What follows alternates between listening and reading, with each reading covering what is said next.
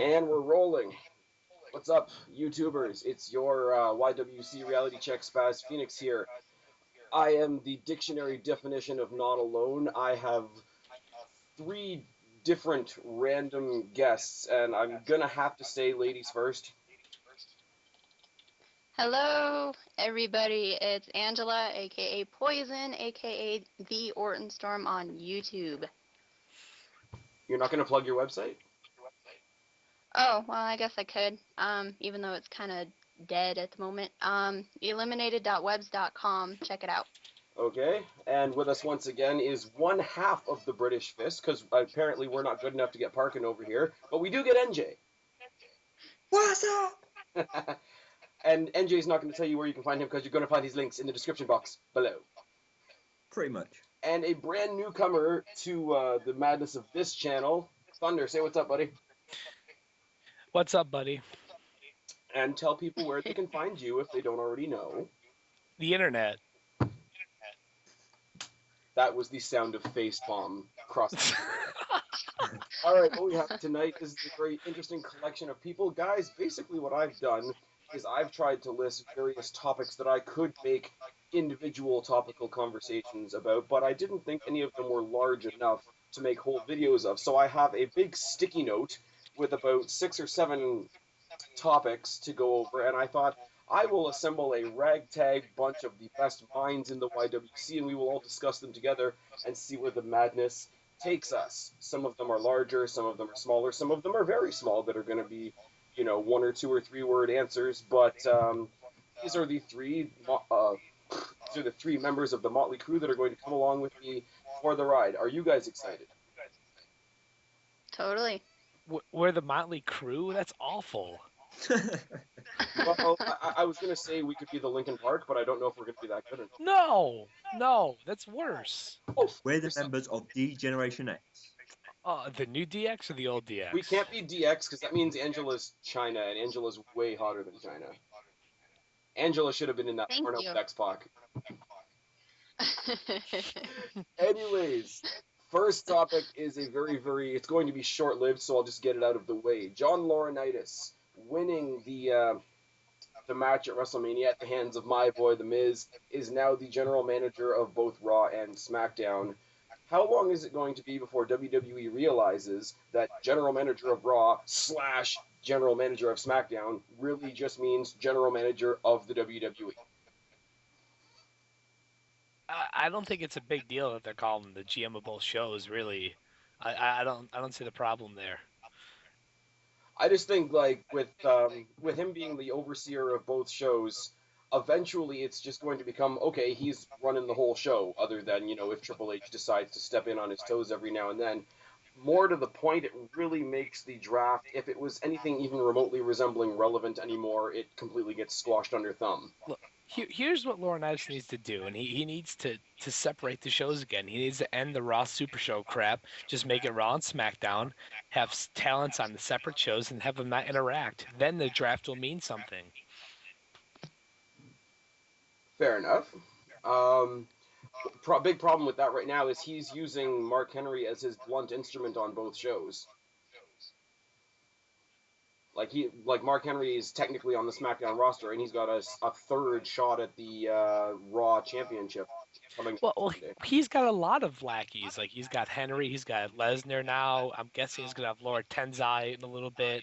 He's got tons of lackeys. He's got his own like little mini stable going. It's creepy. NJ and Angela. I'm gonna start saying NG and Angie soon, and it's gonna be bad. So I'm gonna try not to do that. But thoughts? Okay. I'm not sure. I'm kind of just letting things go, and I'm sitting back and enjoying the ride at the moment because I might get hate for this, but I am a Laurinaitis fan just because he's one of those guys that you love to hate, and we haven't had one of those since probably Edge. So as far as the in charge, the heel boss character goes, like, we do have the fun ones from the past. Like, people might not agree, but I like Bischoff. I loved Heyman because Heyman was just an asshole. McMahon, set the stage for what a heel boss was supposed to be.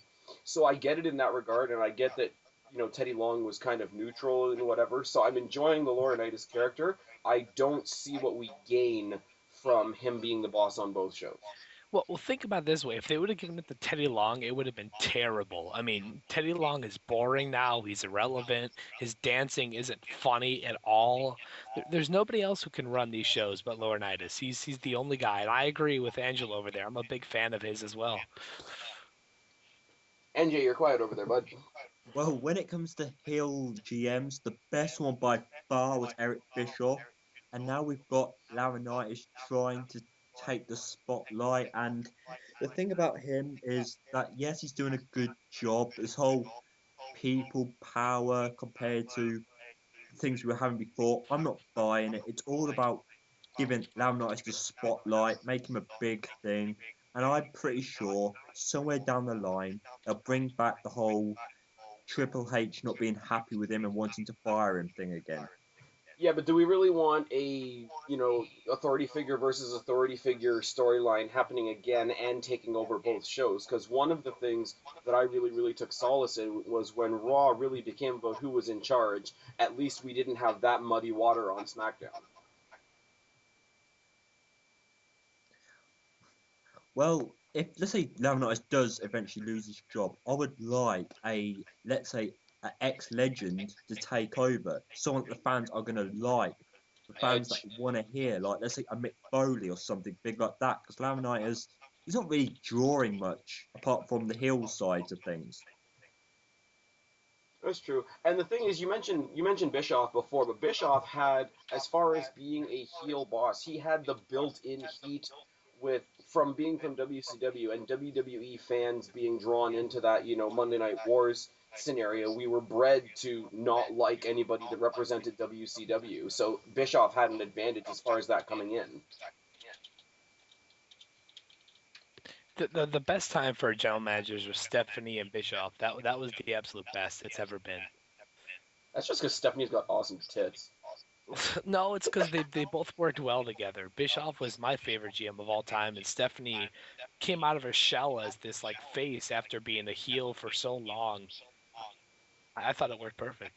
I thought it was good. I thought Stephanie as a heel, like everybody else thought she was obnoxious, but I thought she was great. I think Stephanie, like being like the super slutty girlfriend of Triple H at the time, had the same kind of appeal as what happened to Lita when Lita hooked up with Edge. And it's just like it's grimy and it's grungy and you're not supposed to like it, but at the same time, it's like I would do it. So, so yeah. I don't know. Is there anything else we want to say about the GM situation? I like it. I'm a fan of it. I like where it's going. I love Johnny's new theme song. It's really interesting. It's really sort of full of himself, and it works for him, and it works Yeah. better than him coming out to Otunga's music, because Otunga's supposed to be his sidekick. It's not supposed to be the other way around. Yeah, that's kind of awkward for everyone. It is kind of awkward for everybody, especially like if you look at WrestleMania. Teddy Long's team had Teddy Long's music, and Laurinaitis' team had Raw's music, which made no sense. It's okay. The one thing I will say is I really don't like, whether it had been Long or Laurinaitis, I don't like one guy having reign over both shows. I agree, Teddy Long covering both would have been, Ugh. it would have been blah. He'll make everything a tag team match. It'll get really annoying. Or Make tag team match, leave. or he'll make a battle royal. That's his tendencies. All right, this match is now a tag team match, or this is now a battle royal. It's now a Survivor Series Raw on SmackDown match on Superstars. Arrive, make obvious match, leave. It's now called long trolling. Well, there was one point you mentioned earlier that I just want to re-bring up because I thought it was quite interesting. Sure. The fact that we're having Raw wrestlers appearing on SmackDown, SmackDown wrestlers appearing on Raw. I think it's just building up to the draft, really. I don't think they're doing it to make each show better. I think we're getting hints like Mark Henry might be drafted to Raw. We may get Miz on SmackDown. Just hints, Well, Well, see, here's the thing, and here's where they've really muddied the waters again by making Raw the Super Show. They thought they were helping SmackDown, but really, I think the Raw Super Show is the biggest thing that hurts SmackDown. And if you give me a moment of indulgence to explain why, the thought was that they were going to get SmackDown stars on the Raw show. Everybody watching the Raw show might actually tune into the SmackDown show, but the people that might prefer some of the stars from SmackDown aren't going to bother with SmackDown if they know that the people that they want to see are on Raw. Pretty much. I mean, I know I wouldn't really give a shit about, a Raw event if all my favorites were on SmackDown, Like, what the hell's the point? Well, here's my thing, though. SmackDown already has two strikes against it. A, being that it's taped, and we all get spoilers like 3 days before it actually airs on TV. And B, being that it's on Friday nights, and anybody with a life is out doing something on Friday nights, or they come home late from whatever they were doing Friday night and they watch it on YouTube, which doesn't get WWE any views. Now, compare the two shows. You've got a B show and an A show. The B show has half the WWE roster. The A show has the entire WWE roster, potentially. Mm-hmm. Now, so this move that was supposed to help SmackDown actually hurt it. And the fact that they spend half of SmackDown promoting Raw, when really they should spend, they should do SmackDown flashbacks on Raw to illustrate the SmackDown product. Like, everything they do as far as trying to boost SmackDown is actually working against it. In my thought pattern. The idea that I had for SmackDown is keep all the main guys on Raw, make SmackDown like the build-up product. Like the FCW guys can go to SmackDown and feud with each other and build each other up, build up new stars over there. I would switch the belts around too because the WWE title and the world title, this pisses me off. The world title should be the main focus because that's the champion of the world. WWE title is just the champion of the company. Wouldn't you rather be the champion of the whole world than the company? And they build the WWE. That's a whole new rant on its own. If you go by the name of the title, I do agree with you. The problem being, and this is another thing that WWE really shot themselves in the foot with, A, the world title is the one that's on SmackDown. So it's going to have that cloud over it of being the B title. The other problem they have is WWE killed WCW, but they kept the WCW belt, and yes, it's now the WWE World Heavyweight Championship, but they didn't change the belt at all. So, in a lot of people do, make their judgments or whatever on visual things, and visually, that's the WCW Championship on the WWE show, and we've seen it curtain jerk WrestleMania 2 years in a row now. Well, that's not a big deal if it's curtain jerk WrestleMania at all. It's still on WrestleMania. That's all that matters. Yeah, but that same curtain jerking aspect has also downplayed the entire value of the Royal Rumble. Read Jericho's book. It's the perfect quote. This is the whole argument I have with it. The opening match of any show, especially WrestleMania, sets the tone for the show. I know where you're going with this. Yeah. It has its special job, but okay, and this is where I'm going to divert from the world title for a second and talk about the Royal Rumble for a second, because I am a WWE, sort of a purist and whatever. There is that WWE structure that the winner of the Rumble is supposed to main event WrestleMania. You know what I mean? I still think getting a title match on WrestleMania is a major deal. It is amazing. Yeah. And I understand that completely. But the main events of WrestleMania have drifted so far from any title at all that it's becoming borderline ridiculous. Well, it's understandable at times. With the immensity of the matches. But what I'm saying is we shouldn't downplay the immense matches. We should be making the world titles more immense. There's no way you could have anything other than Rock and Cena main event this year. It's true. But it's just sad that we don't have a world title picture that could compete with that. Next year it will. Rock's gonna go for the belt. It's gonna be main event Mania. Okay, well we're gonna get to that later because there are points on here that are going to address next year's WrestleMania. But my theory was I was gonna kind of cap off with that. The next one, and this is purely from Twitter and from NoDQ.com, so it could be total bullshit. Apparently, Mike Tyson wants to have a run as a WWE superstar. What? I'm just going to lay out for this one. Okay, the second you read that, I thought Lesnar versus Tyson in a wrestling match. Oh, dear God. Oh, dear God. Oh my god. But what's awkward about that is Tyson better have a good meal before that match because Lesnar's got really awkward looking ears. Unless friggin' Tyson has an appetite for cauliflower. I could just see a Mike Tyson promo, just him cutting a serious promo with that voice that he's No, got. no, Tyson can't cut a promo. He needs a manager. Teddy Long isn't a GM anymore, so he can be Tyson's manager. Are they gonna bring back the White Boy Challenge too with Teddy Long? So what? The White Boy Challenge. Who remembers that? Does anybody here remember that? No. No. When Vaguely. Teddy Long was a manager and he was with Rodney Mack.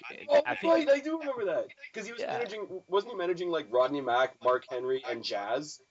yeah, and they did the White Boy Challenge where he had a white guy come out and job to Rodney Mack every week. Oh, somebody call my mama. Anyway, That's gonna happen with Tyson. They're gonna have the White Boy Challenge, and all right. NJ. NJ? Yeah, the thing about Mike Tyson, as we know, the WWE are good at bringing in big names and trying to make them bring in eyes to the company. So in that way, I can see people who are interested in Mike Tyson tuning into WWE to see how he does. But at the same time, Mike Tyson is getting pretty old, so I wouldn't expect him to do anything too big in the WWE if he comes in. Okay. I don't want to see it for one thing, but one of the interesting quotes that I heard was supposedly from Tyson, and this was from the WWE the WrestleMania press conference because he was there because of the induction and all that sort of thing. And he made a really, really interesting comment because of his interactions with the WWE before. He's like, WWE has been probably the most positive job I've ever had, and boxing was the most negative job I ever had. Anybody got any thoughts on that? Ironic.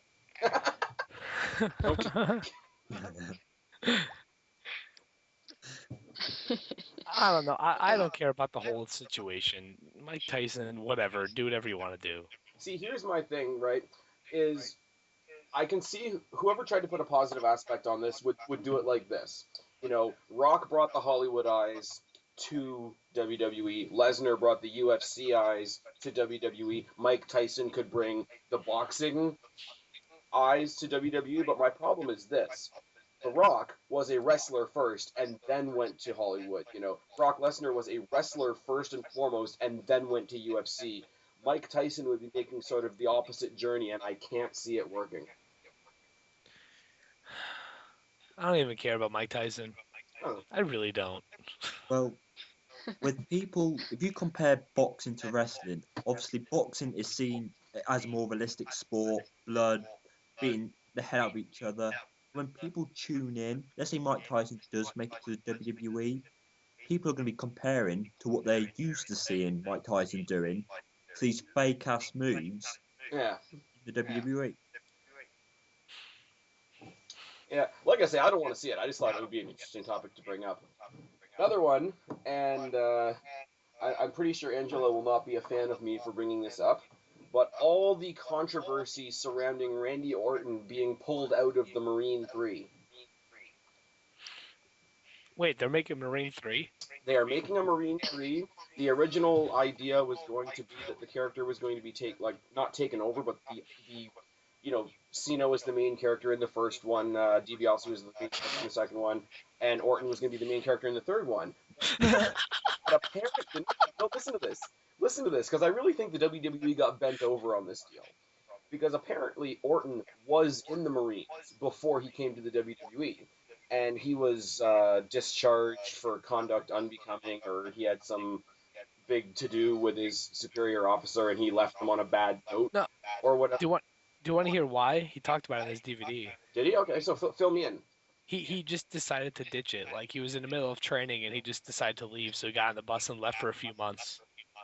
And then he came back and he got in trouble. Okay. So then they discharged him. So he basically bailed on him. So he bailed on them, and okay, that's fair, and you can have your opinions of that.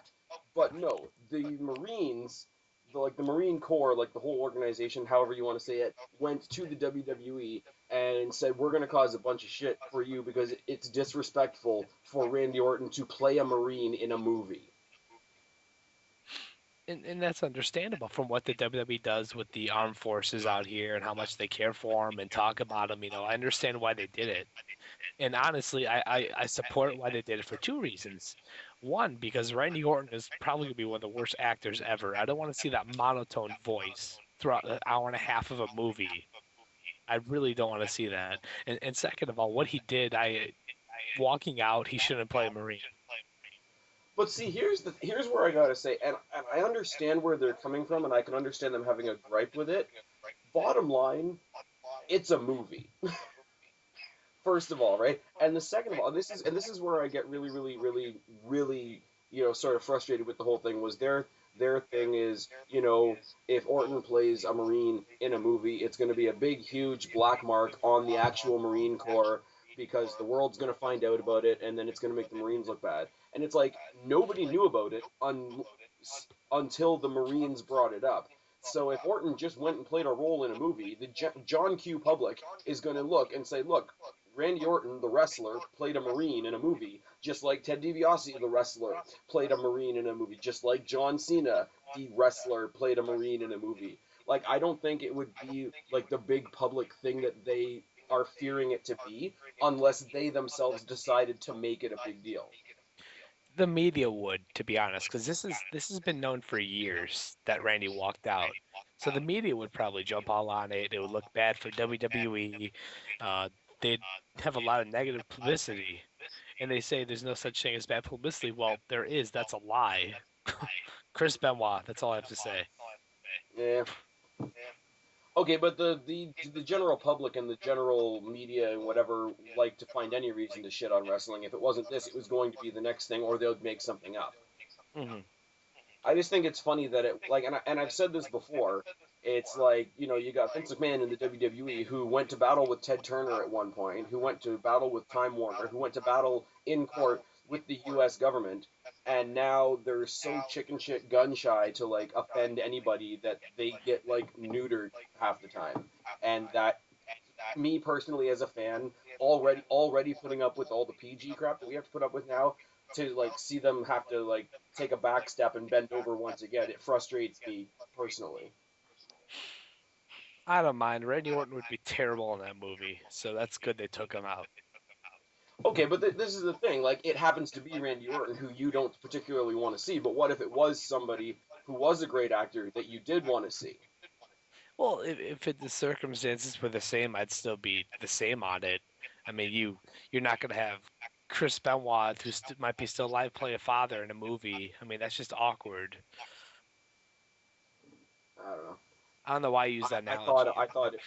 To say the very least, I thought WWE was bent over once again, and I think there was more made of it than there necessarily could have been, because you have to, at some point in our adult lives, draw a line between, okay, this is the real world, this is movies.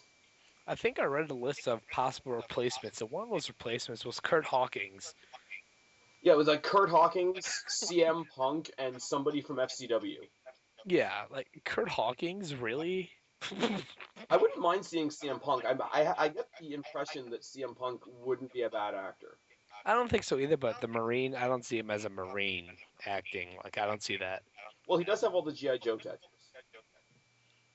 Where did you guys hear that list?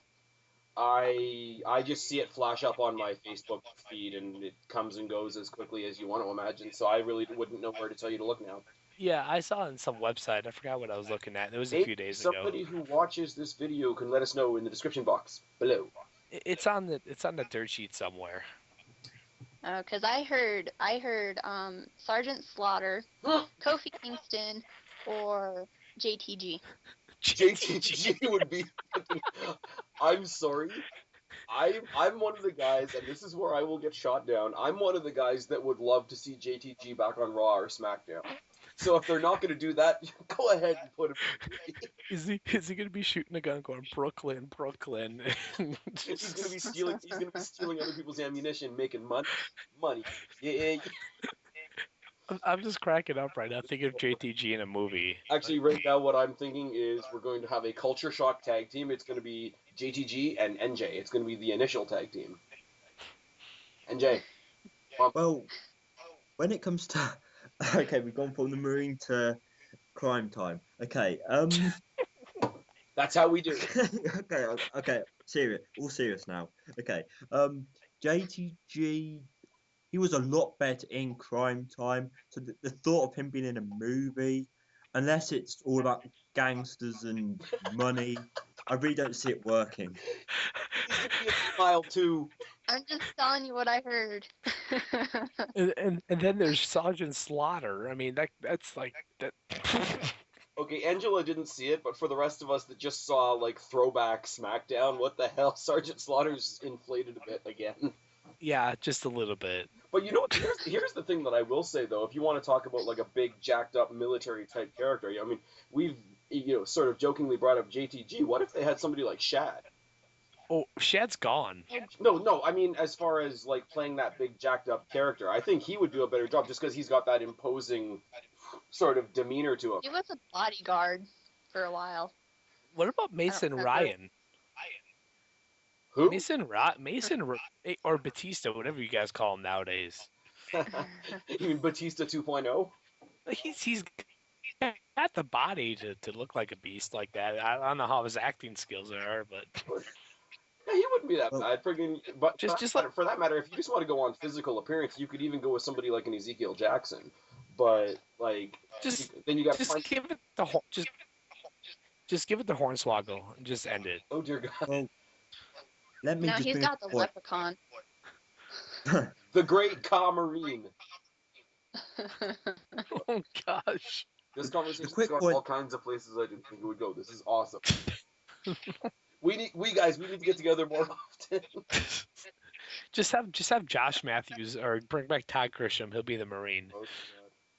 Oh Well, dear God. The quick point I want to make is if you compare the Marine 1, the Marine 2, they weren't the greatest of movies. So even if they have Orton in the Marine 3 or whoever they're going to have, I don't see it being that much better than the first two. So it's not going to be a good movie at the end anyway. I was gonna say, in all honesty, who's gonna be watching the Marine 3 other than wrestling fans? And I'm a wrestling fan. I don't even watch any of the movies they come out with. The only WWE movie I've seen, I think it was The Condemned, and I paid to see that in the theaters. And the second one, I've only seen two. I saw See No Evil, and that was a piece of crap. I mean, The Condemned was good though. I The like Condemned. I love The Condemned. It was really good. But See No Evil, that was just a piece of crap. I went recently to see the Hunger Games, and I'm like, wow, this is The Condemned with children. Let me just jump in, Johnny. Mhm. The reason I liked See No Evil is because I was into all the brutality of it, and that was just pure awesome in the movie. I think it was too corny. I mean, when they're walking and they see like a wire on the ground and they bend down and they go, I think it's a tripwire. They start wiggling it for like 10 seconds. They go, oh, it is a tripwire. Okay, but you have to understand, legitimately, when people went and saw See No Evil, and I'm one of them, they were literally, like, those of us that went to see it only went to see it because we were marking at the fact that WWE was making movies. Yeah, I know. Secondly to that, is there is a spot in the horror genre for corny horror. Look at Scream. I mean, no, I get corny horror, but that was just stupid horror. When she makes the girl eat her cell phone. That was funny. I laughed at that. No, the When whole you see movie it I glowing laughed. through her throat and everything. Overall, I was entertained by that movie. Like I just laughed. I didn't take it serious. Okay, you guys all know I'm a huge fan of John Cena, right? See, but here's what I'm gonna say. I didn't totally hate the first Marine, and I didn't totally hate 12 Rounds. I would rather see John Cena in a movie than in a wrestling ring, even though he's been doing sort of good since WrestleMania, being that he's eating canvas like a champ. The only thing I like Cena in was the episodes of Psych that he was on. Those were funny. I have not seen those. I'm not gonna lie. All right, have we significantly gone off the topic of Orton Marine 3? I just, on my notes, it just, like, I've got it written down, like, note by note, topic by topic, and this just said the Orton Marine debacle, and we've taken that and turned it into way more than I thought we ever would have, which is amazing. I can bring it back to Orton if you want. Yeah, but are you going to need new pants after? No. And you're not that excited, are you? No. Anyway. I'm slightly peeved with it. Nice. Yes. You're slightly peeved just Um, because it doesn't give you another excuse to see Orton, right? no. See, I have this pet peeve of people who keep on bringing up other people's past, especially when they paid their dues to society. It's like, okay, he did his thing, so leave him the fuck alone. Marines, get your panties out of a twist and just let him do his thing. Because, like you Basically, said, you're saying Spaz, what I'm it's a saying. movie. What? Basically, you're saying what I'm saying is get over it. It's a movie. Let him do his thing. Right. He spent, I think it was 60 days in jail. Hmm. Yeah, he did. And he does more than his fair share of the Marine participation, armed forces participation that WWE does now. As far as I know, Orton does more than his fair share of tribute to the troops and WWE Christmas in Iraq and all those kinds of things, and It he's Right. as much a part of that as anybody else. it Well, comes. Yeah, and he even made mention of it on his Twitter. He said, funny how Yep. tribute to the troops is never mentioned. I saw it. It's only the bad. It's The, never the the good. the sad thing about the world is this isn't a WWE issue, it's the world issue. People don't forget past. Like when I brought the point up that I understood why they did it, I don't have anything against Orton for doing it. He did pay his dues, but it's still the way the media and the way that the world will perceive this will be bad for WWE. And that's a sad, Yeah, unfortunate I fact. agree. Well, no. What bothers me is the Marines coming in and saying that it's going to be a bad thing for the Marines. And I'm like, it's not going to be a bad thing for the Marines unless they choose to publicize the issue, because I don't think Yeah. anybody knew about it until they made a big stink about it.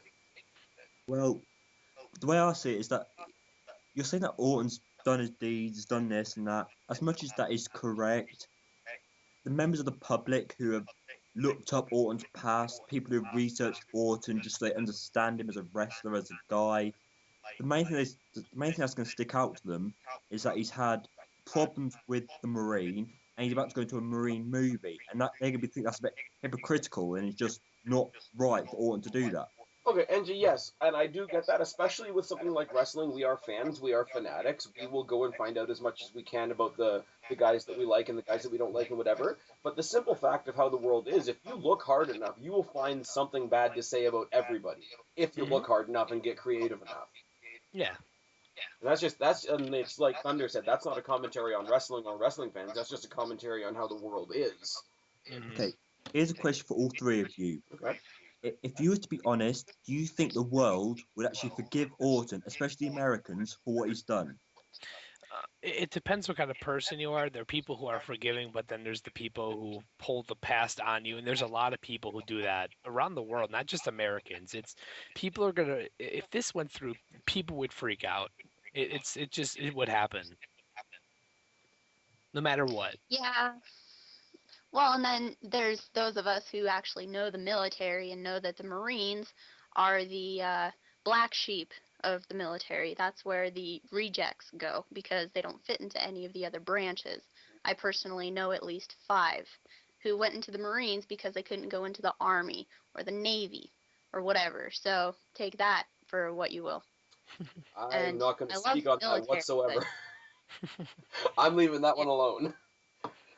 yeah, well, I'm a military brat, so whatever. And it's comments like that and knowledge like that that really make me recognize the diversity of the group that we've got here. We've got 2 from the States, me from up north, and 1 from across the pond. I really love the group we have right here. I just want to point that out. We're the international connection. We are the worldwide YWC something or other. Oh yeah. We can't be the 4 horsemen. That's already taken. What else can we, be? I'm not going anywhere else with that because I'll get myself in trouble. The 4 horsies. I got nothing. We The 4 Evolution. I bunnies. just start we thinking could of be like DX Incarnation 2, like without China, which I guess makes Angela X-Pac, which is awkward. We could just be the 4 donkeys and just get it over with. Oh my. Oh my. Okay. I got we're all nothing. I say we move on. All right. Don't 5-part topic. Comebacks since WrestleMania. First, Ryback. Is his gimmick what I've been reading about for the longest time, that he's from the future? Because it doesn't seem like that right now. Like, he just seems like somebody who just likes beating people up. Because on SmackDown tonight, he's like, "Feed me more. I want more." I thought his whole gimmick was gonna be a time traveler, but I'm kind of glad it isn't, because I was dreading that gimmick of he's from the future. That would have been the dumbest thing ever. I do have a video, or a DVD rather, sitting on my shelf of indie wrestling where John Cena was not John Cena, but a cyborg named Prototype. Prototype, yeah. And that's awkward. So if they were going to try and recreate that, um, no, you know who he makes me think of? He makes me think of two guys. He makes me think of, okay, a very, very, very lower card Goldberg, but I'm going to leave that alone because I'm sure I'll get spammed for that. He reminds me of sort of a combination of Rhino, and does anybody remember Wrath? Yeah, I remember Wrath. Remember Wrath? You see what I mean, kind of? Gosh, Wrath was awful. It was awful, but he like destroyed people, and he looks better now than he did when he was in NXT and the Nexus. Because Yeah, NXT and the Nexus, he looked like a dumbass, goofy, big hick. he looked really bald. He looked really. Not like bald, but too bald and too white and too tan and too shiny. He looks like he was drawn. Yeah, he does, but now he looks. I don't know. He's probably juicing. He'll get suspended probably.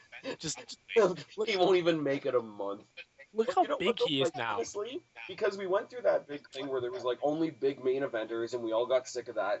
And then we've gone into a bit of a thing now where we've got Brian and CM Punk and Jericho, and we're going to the more regular sized guys because we want to see actual wrestling more. But because we've been doing that for a little while now, to see this jacked up guy come in and destroy people is kind of refreshing again. Do you understand what I mean? Yeah. Well, And Jake, I was about to say, I'm going to have to disagree with you here because with Ryback, he's exactly what we've been getting continuously. A guy comes into the WWE, dominates, makes names for himself, goes somewhere, and sometimes fails or sometimes goes somewhere. So with Ryback, yes, the Vince McMahon likes him, but he's no different to what we normally get, really. Yeah, he's basically the same. Like, I agree with you. He's the same guy who comes in and squashes jobbers for 3 months, has a minute feud with someone, gets like 1 or 2 pay-per-view matches, and then they're just kind of gone. But I see something in Ryback. I I really know, do. yeah. There's like what I like about Ryback is I don't want to see somebody that's quote unquote new and be able to say, okay, now I like him and I know exactly why, or whatever. I'd rather have it that I can look at him and be like, okay, there's something there, but I don't quite know what it is that yet. So it makes me want to see him wrestle again and try to figure out what that intangible is. And for a new guy, that's a cool element to have. I'm looking forward to him getting out of the squash match stuff and having a legit match. I want to see how he can go with like a guy like Kofi or something. Yeah. Just like a mid carder. I'm curious. I'm very I want to curious see if on he it. can pull off those big power moves on a guy, not the caliber, but I'm just saying the virtual size of Brodus Clay. Mhm. I'm curious to see where it goes. I'm liking his debut so far. Well, here's the funny thing about Ryback. The early reports of Ryback before he even debuted or came back, Vince McMahon was saying that he was going to be a top babyface compared to Cena. What? Hey, you never Yes. know. Awfulness. Okay, but when Cena came in with his fluorescent shorts 10 years ago and his bad spiky haircut and tried to tell off Kurt Angle, did we... I was there for that, by the way. Well, go fuck yourself. You're there for all the cool stuff. You got to see Cena take the first loss in like 10 years live because you're an asshole. Let's see. I've been to 4 WrestleManias, about 8 pay-per-views. Should I just go on? Because I can still sit back on I saw Rock Hogan live. well, that's something you got me on. Yes, it is. But I saw Bret Hart Austin live. Ooh. You guys suck. Only if you ask nicely. Only if there's not like 3 or 4 layers of sweater to go through. Moving on. See, unlike WWE, my channel is not PG. In the slightest. Ryback to a Shit up comparison of ass. who's Damn been where. straight it ain't. What'd you say, NJ? I was saying this has gone from Ryback to a comparison of who's been where. Come on now. to how hard it's gonna be to get into Angela's shirt, apparently. What is going on right now? This I'm is amazing. flattered, really. Moving on. You know what's going on right now? Awesomeness. No wonder I retired from the YWC, then came back 8 times. Place drives me crazy.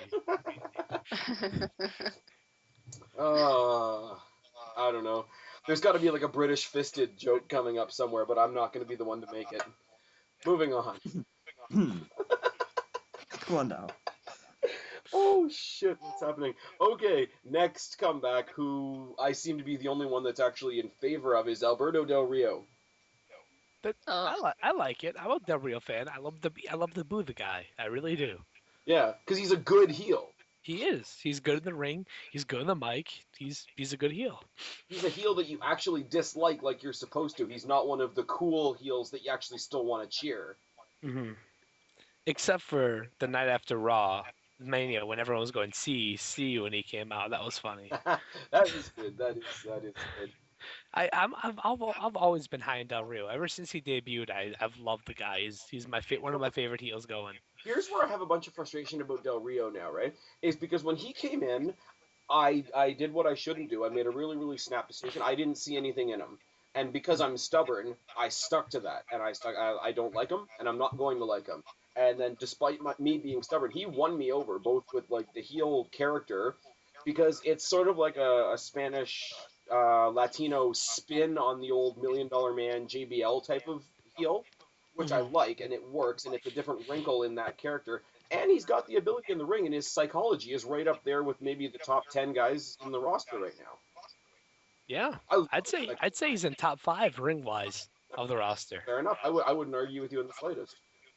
And there are people out there right now that are pissed off about him winning the match last week and technically reinserting himself in the title picture. But realistically, if you don't have him, you have Sheamus versus Bryan.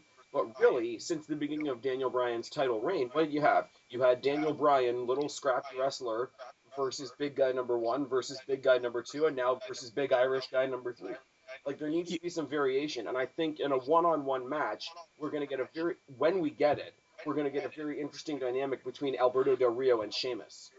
For people saying that Del Rio belongs in the mid-card, he doesn't. We need a heel like that right now. He's in a perfect spot. He's not going anywhere. He's going to win it. Here's the thing. Here's where I will say, though. Like, he's one of those guys. I'm going to make another comparison to Jericho. He's got that flexibility. He can do amazing things for the mid-card and not look out of place in the main event virtually at the same time. Exactly. He can do anything, but they need him right now in that main event spot. I think the title picture on SmackDown is getting very, very interesting because you've got, if you look at it right now, you've got Sheamus, Bryan, Alberto Del Rio. You got to assume Mark Henry's still in the mix. You got Randy Orton. Randy Orton can pop in and out of there at any time he wants, as far as me and I'm sure Angela are concerned. But you've got Christian, who's going to be coming off the injured list, and we don't know where Rey Mysterio is coming when he comes back. And there's the rumor of Batista. Sadly, with Christian, I hear he's going to be feuding with Big Show for the Intercontinental title when he returns. And you know what? Okay, with how much people shit on Christian's world title reign, it might do him good to go up against Big Show and have a nice Intercontinental title reign under his belt. It's a step down, but I think he could use it as a building block. But even we've got the rumors of Batista and the impending return of Rey Mysterio. We don't know where they're going to go. So SmackDown has a really, really thick title picture right now. And I think the people that are like, well, it's Daniel Bryan or nobody, it's a little closed-minded. Daniel Bryan's a great wrestler. Do not get me wrong. I'm a fan of Daniel Bryan, but he's not the be-all and end-all of SmackDown. He can't be the top guy on SmackDown. I mean, he can be the champion, sure, but he's never going to be that top face of the company, of SmackDown, of anything. It's like, okay, you've got 2 great, spectacular wrestlers in WWE right now by the names of Daniel Bryan and CM Punk. Who's the one that's going to be the face of the company, potentially? CM Punk. There we go. And that's why CM Punk got to feud with a returning Jericho and Daniel Bryan didn't. There we go. So that's Alberto Del Rio. Kind of a comeback, kind of a new guy. what do we think of Lord Tensai? Anybody At want least to this take time his back is shaved. There's a reason why I can't get into this. Because I just his past, he's played like 2 characters before, and the crowd remembers. Like, you can't go a match without him when the crowd isn't chanting A-Train or Albert. It's funny. But see, here's the thing that I like about WWE. This is where WWE has turned a corner from what they used to do, where they used to try and reintroduce somebody as a brand new character again. No, they're acknowledging that this is the same guy. He left the WWE because he felt like he was doing badly or whatever. He went and honed his craft in Japan so that he could come back. Like, he is the same guy. The bad thing about that Japan thing is the style. You're not really going to see much of it in WWE because their style of wrestling is much different than Japan. So there's really going to be not much of a difference. I haven't been impressed at all with his re-debut. Like, I don't care about the character. He doesn't do anything for me at all. I don't know. I find him intriguing in the ring. Like I say, it's like they do with a lot of guys that are really, really dominant. You don't really get to see what they can do because like their first 5 or 6 matches are all squashes. I want to see him in a match where he's actually got opposition to play off of before I make an opinion. But like the initial comeback and the initial him being back and stuff like that, I don't have a problem with it. He does suffer from like his debut was on the same night that Rock came back to say his goodbye for a while, and Lesnar made his comeback. So That was a bad choice by WWE to debut him then. it was unfair to him, to be fair. Because nobody was talking about that at all after the night was done. You know what? I did say in my review of Raw, I thought it was cool to see him back. He wasn't the focus of the show by any stretch of the imagination. But me, even though Lesnar was back, Lesnar was the focus, and I marked out because he put Cena on his face. I still, at the end of the day, was able to say, hey, you know, it was kind of cool that Albert's back or A-Train's back or whatever.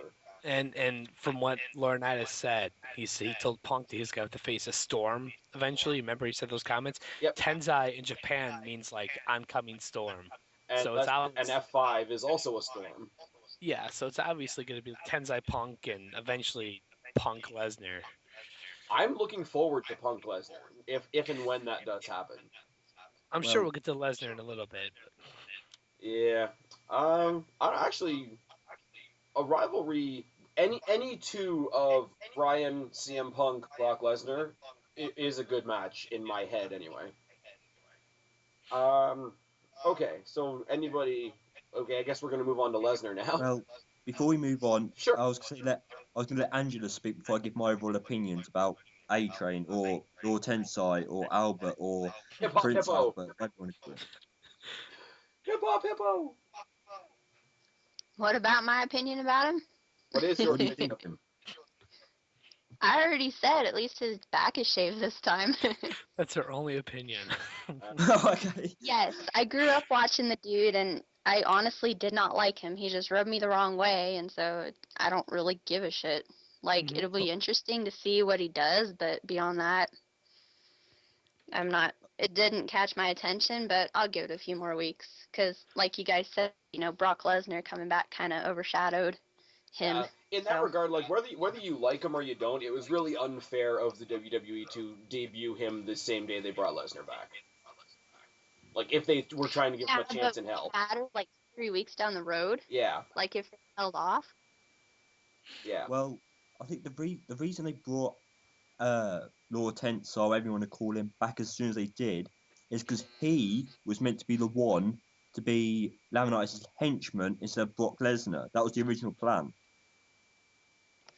Oh, but then they were able to get Lesnar. Yeah, before Lesnar actually accepted, I think Laurinaitis was going to go with Lord Tensai. That's why he came back as soon as he did. But here's the thing, though. Like, for them to go into that Raw, they had to know that they had Lesnar at that point. So at that point, they could have made the decision to rewrite him a different space and leave him off for a couple weeks. I mean, look how long they left off the return of Brodus Clay. Like a year. I mean, by God, Laurinaitis was just calling his mama eventually. Can I say something though? It's your video. Brodus Clay and his mama lasted longer at WrestleMania than Daniel Bryan's title reign. Just saying. I think everything on WrestleMania lasted longer than that. Undertaker's entrance to the ring lasted longer than Daniel Bryan's The title reign at WrestleMania. the Flow Rider Heath Slater segment lasted longer than that match. Oh dear. And The my good buddy Deluxe Man is going to kill me if we dwell on this much longer. So do we have anything else to say about Lesnar? We haven't Well, talked about Lesnar yet. You know what? You're right. It's friggin' almost midnight here. You guys need to keep me on track. Okay, Lesnar comes in, puts Cena on his face 2 weeks in a row. Already has a match set for Extreme Rules. Where are we going from here? Anybody want to start off for it this time? Because I've been taking it a lot. I was gonna say, NJ and Angela are like way too polite. I think that's the thing. Do you guys want to go ahead of me? I wouldn't mind. Well, I gotta say, okay, there's 5 people who I hate. Ever since I've started watching, and I've been watching my entire life, there have been 5 guys. Brock Lesnar was one of them. But since he's back, I'm interested. Because, I mean, take away the whole he's putting Cena on his ass thing, He's different. Like, the same but different, That's all I have to say about that. I'm not happy that he's back. No, let me rephrase this. I'm happy, but I'm not interested right now. And I seem to be the only person on the planet who doesn't care about Lesnar versus Cena, because when I was there live, when he came back, I was going crazy. I lost my mind when he walked down that ramp. And then I was excited to see where it went. And then this past Monday, when basically nothing was said to build the story other than them brawling and then Lesnar planning him again after the second week, it's like I have no reason to care for these two. What's the reason that they're going at it? That they both want to be the face of the company? That's kind of a weird story. Like I'm seriously more interested in Punk and Jericho than I am with these two right now. Lesnar's comeback, as of so far, I'm not into it. And I'm a little worried about his in-ring work because it's been a long time since he's been away. He's so used to that UFC style, and I'm not a fan of UFC. The UFC, quite frankly, bores me. So if he brings anything, if he brings anything from the UFC to the ring, it's just going to make him very boring. Okay, I'm gonna agree and disagree with you, and I'm gonna explain the things that I like and the things that I don't like, because I am on both sides. I love the fact that he's back, bottom line, but there are things that I love about it, and there's things that I hate about it. What do I love about it? Yes, I'll get it out of the way. I love that he came in and put Cena on his ass. I love that he busted Cena open this week on Raw and all that sort of thing because of my opinions of Cena. I love the fact that he's able to reference the UFC aspect, because we know, and I don't think anybody here is going to argue with me, there is an unspoken rivalry between pro wrestling fans and MMA fans. Would that be fair to say? Mm-hmm. And what's the big bottom line? Oh, well, our shit's better because our shit is real. So now, wrestling fans, if we want to adopt Brock Lesnar a little bit, we can sit back and say, hey, look, one of our guys, became the best at what we do, went over onto your side of the fence, won your belt, and came back. So there's that. There's the fact that they're making him able to reference that on the show, so that he can say, look, I carried WWE gold and I made this company important. I went to UFC, carried their gold, made them important, and now I'm back. The other aspect that's sort of unsaid just yet was Brock Lesnar back then was supposed to be the next big thing. Right? And then when he left was when Cena really, really shot off for superstardom. So if he's able to come back in the next couple of weeks and say basically, yes, Cena, you only succeeded because I left, that will build a story and that's simple. It works because of its simplicity. And if they just went with that, I'd be fine. What puts a haze and what deflates my fandom in the storyline completely is that he's come in under Laurinaitis' wing, and that aspect takes so much wind out of the rivalry for me that I go from being ecstatic about it to just being excited about it. I'm just. Oh, you go ahead, dude. Oh, the other thing I was going to quickly say is my reasons being for this feud we're getting Laurinaitis needs to make impact, because obviously he's just become the GM. He needs to make big things happen. him bringing back Lesnar, yes, only for a year, thanks to like WWE, but bringing back new eyes, old eyes. Cena's just lost at WrestleMania, but he's not going straight back into winning. He's going back against Lesnar, who's going to keep bringing the pain and destroy Cena. And the fact we're getting this feud, I think it's going to make fans who want to see Cena get beaten happy. But at the same time, the fact they're using ex-big wrestlers who are temporarily going to be here, taking care of Cena, is not really doing favors for the talent they've got now. And if I can add a few more to this thing here, Lesnar on the microphone, like not when he was in the ring, but he was being interviewed, was the most boring, monotonous thing of the night. I really think that guy needs a mouthpiece. If they bring back Heyman or give us someone new, like he shouldn't be talking. He should just be silent. That's Line of the night was John Cena could never hold my jockstrap. But like the Lesnar I love the best. If he could keep it to like brief one-liners and then he goes and destroys somebody, no, he should be given a long time on the mic in short bits. It's like Goldberg. Goldberg couldn't hold an interview for a long period of time, but if he just grabbed the microphone and said, you're next, or guess what, you're next, or something short, sweet, and to the point. Maximize a couple of minutes on the microphone rather than drawing it out, which I think is WWE's mistake. I think if he had minimal mic work, it could be effective. Minimal mic work with maximum in-ring effect would be the perfect recipe for Brock Lesnar to look amazing in WWE again. And here's one other big problem I have with it. From what leaked about his contract deal, he's only doing like 2 Raws and a pay-per-view a month. And that's something I'm scared about, because how do you build a big pay-per-view match with Brock Lesnar off of 2 Raws? I don't see it. How do you build John Cena versus The Rock with The Rock like 4 times a year? The Rock showed up more often than Lesnar overall will be. Yeah. My thing is Brock. There's not a lot of people right now in WWE that are believably opposing.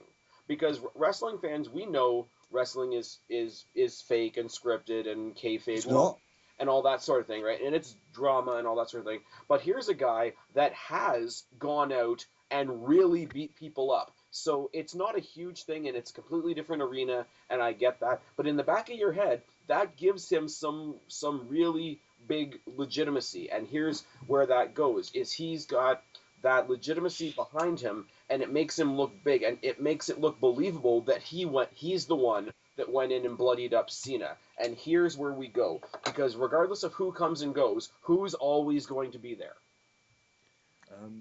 Cena.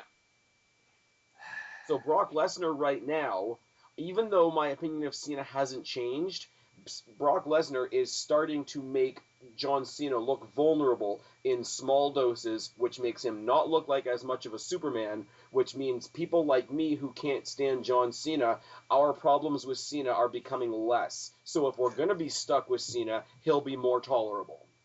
Well, I've got a question for all 3 of you to get Angela talking. The thing about this... Speak up, hon. The thing about this feud is, at the end of the day, is it going to be more about Lesnar or Cena? I have a big theory if you want to hear what I think is going to happen here. I think Lesnar destroys Cena, and Cena kind of goes away for a while to recharge his batteries and comes back at like a SummerSlam.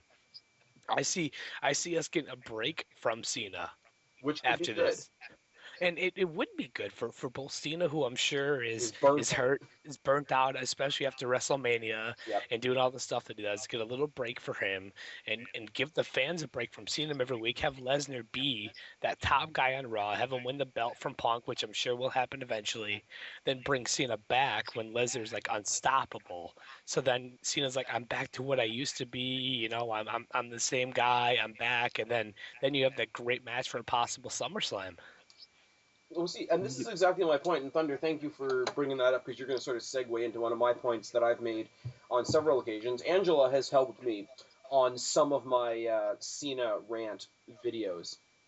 And we've made the point before. I don't want Cena to be legitimately injured. I don't wish any bad on him, like the people that don't like Randy Orton were celebrating when Orton got injured. I'm not saying anything like that at all. What I've been saying is WWE is so fixated on, oh my God, our entire product rests on the shoulders of John Cena. What WWE needs to do for their own good, hold a social experiment, kayfabe him an injury, leave him off for like maybe not even like a whole shitload of time, maybe like only 2 or 3 months, and see the product. Because if people know that Cena's not there and people think that Cena's this predictable Superman guy, his absence will put more unpredictability into the product. People will come back and see it. WWE will see that it can survive in short doses without Cena, and it'll be less weight on John Cena's shoulders in the long run, and it'll work out for everybody. And the only person, because John Cena has Superman over everybody, we have to bring in somebody from the outside, somebody like Brock Lesnar, who's legitimately destroyed people, because he's the only one that we could believe that would actually hurt John Cena enough to have him out for that needed amount of time. And Legrand silence. Well, before I finish my point, I was just going to let Angela speak because we haven't heard her views on this yet. I'm still here. I'm just listening. I don't know. I think, and this might be kind of out of the box thinking, but I think Cena's the heel and Brock Lesnar's the face. In what sense? Well, I mean, think about it. How many people who are legitimate fans and not just, getting their panties wet or having someone to look up to, how many people genuinely like him? See, here's the I don't hear very many people. I would have believed Brock Lesnar as the face and Cena as the legitimate struggling heel if he hadn't immediately aligned himself with John Laurinaitis. Exactly. Right. This would have been the perfect time because, Cena's got a legitimate obstacle that he can't overcome. He gets frustrated. He reverts to heel tactics for the first time in a long time, da-da-da-da. That would have been a beautiful story going forward, but no, instead they aligned Brock Lesnar with John Laurinaitis right away, and they killed that idea right off the start. It just makes a lot of sense for Cena to go away for a while, just to refresh us. And then just think of how big of a match that would be if Brock takes Cena out. Then Cena's gone, and then Cena comes back a few weeks before SummerSlam, goes, guys, I'm back. I lost to The Rock and Lesnar back to back. I was doubting myself, but I've gotten myself in a good place mentally and physically. I'm back. Then you have that big match at SummerSlam with John Cena back to what he used to be, and Brock Lesnar, the unstoppable force meeting the immovable object. That's money. Or what if the unspeakable happens?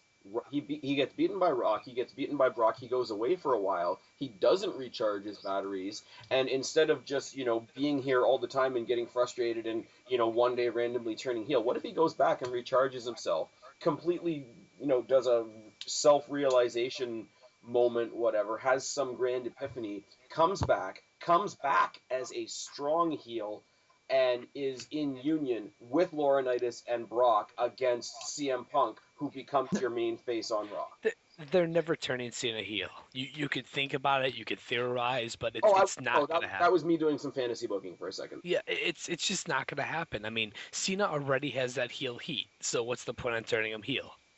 It's going to hurt them business-wise, going to hurt them money-wise, and the WWE, honestly, is not about the people. It's about money.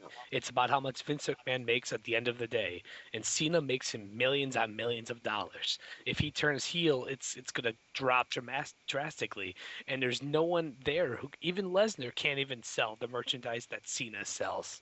Nobody. Punk and him were neck and neck for a while. They were, but then they've messed that up like WWE does. They have Triple H put the fire out with that. It's just they have a habit of doing that. There's nobody there right now who can be the Cena if Cena's heel. Well, This is the thing. The only reason CM Punk can't do that is because he's being watered down. All they have to do is turn the switch off and stop watering him down. Punk, if given the proper opportunity, could bring WWE to another level. I think, honestly, WWE is so scared to put it on the shoulders of somebody else. That's why this whole Cena being gone for a month or two experiment needs to happen. Mm-hmm. Because honestly, and I've said it before in videos, and this is going to get repetitive and it's going to be redundant and whatever, but I don't care. Look back to when it was sort of split between, Batista, Triple H, Ray, Edge, and before that you had Austin, Michaels, Bret Hart, Undertaker. Like, there was always, like, a cluster at the top, and they shared the load. There's no sharing of the load anymore, and that's why the product becomes stale, the product becomes repetitive and stagnant, and people get so sick of it. And it can't be good for the WWE, because friggin' think about it. A couple weeks before WrestleMania, John Cena was in a car accident, right? Yeah. And we're all thankful, because we're not all sadists here. Like, we're glad that he wasn't hurt and whatever, but what if he had been? The way that WWE puts it all on the shoulders of Cena is such a dangerous thing to do. I can't believe it's gone on this long. What were you saying, NJ? You said there's somebody?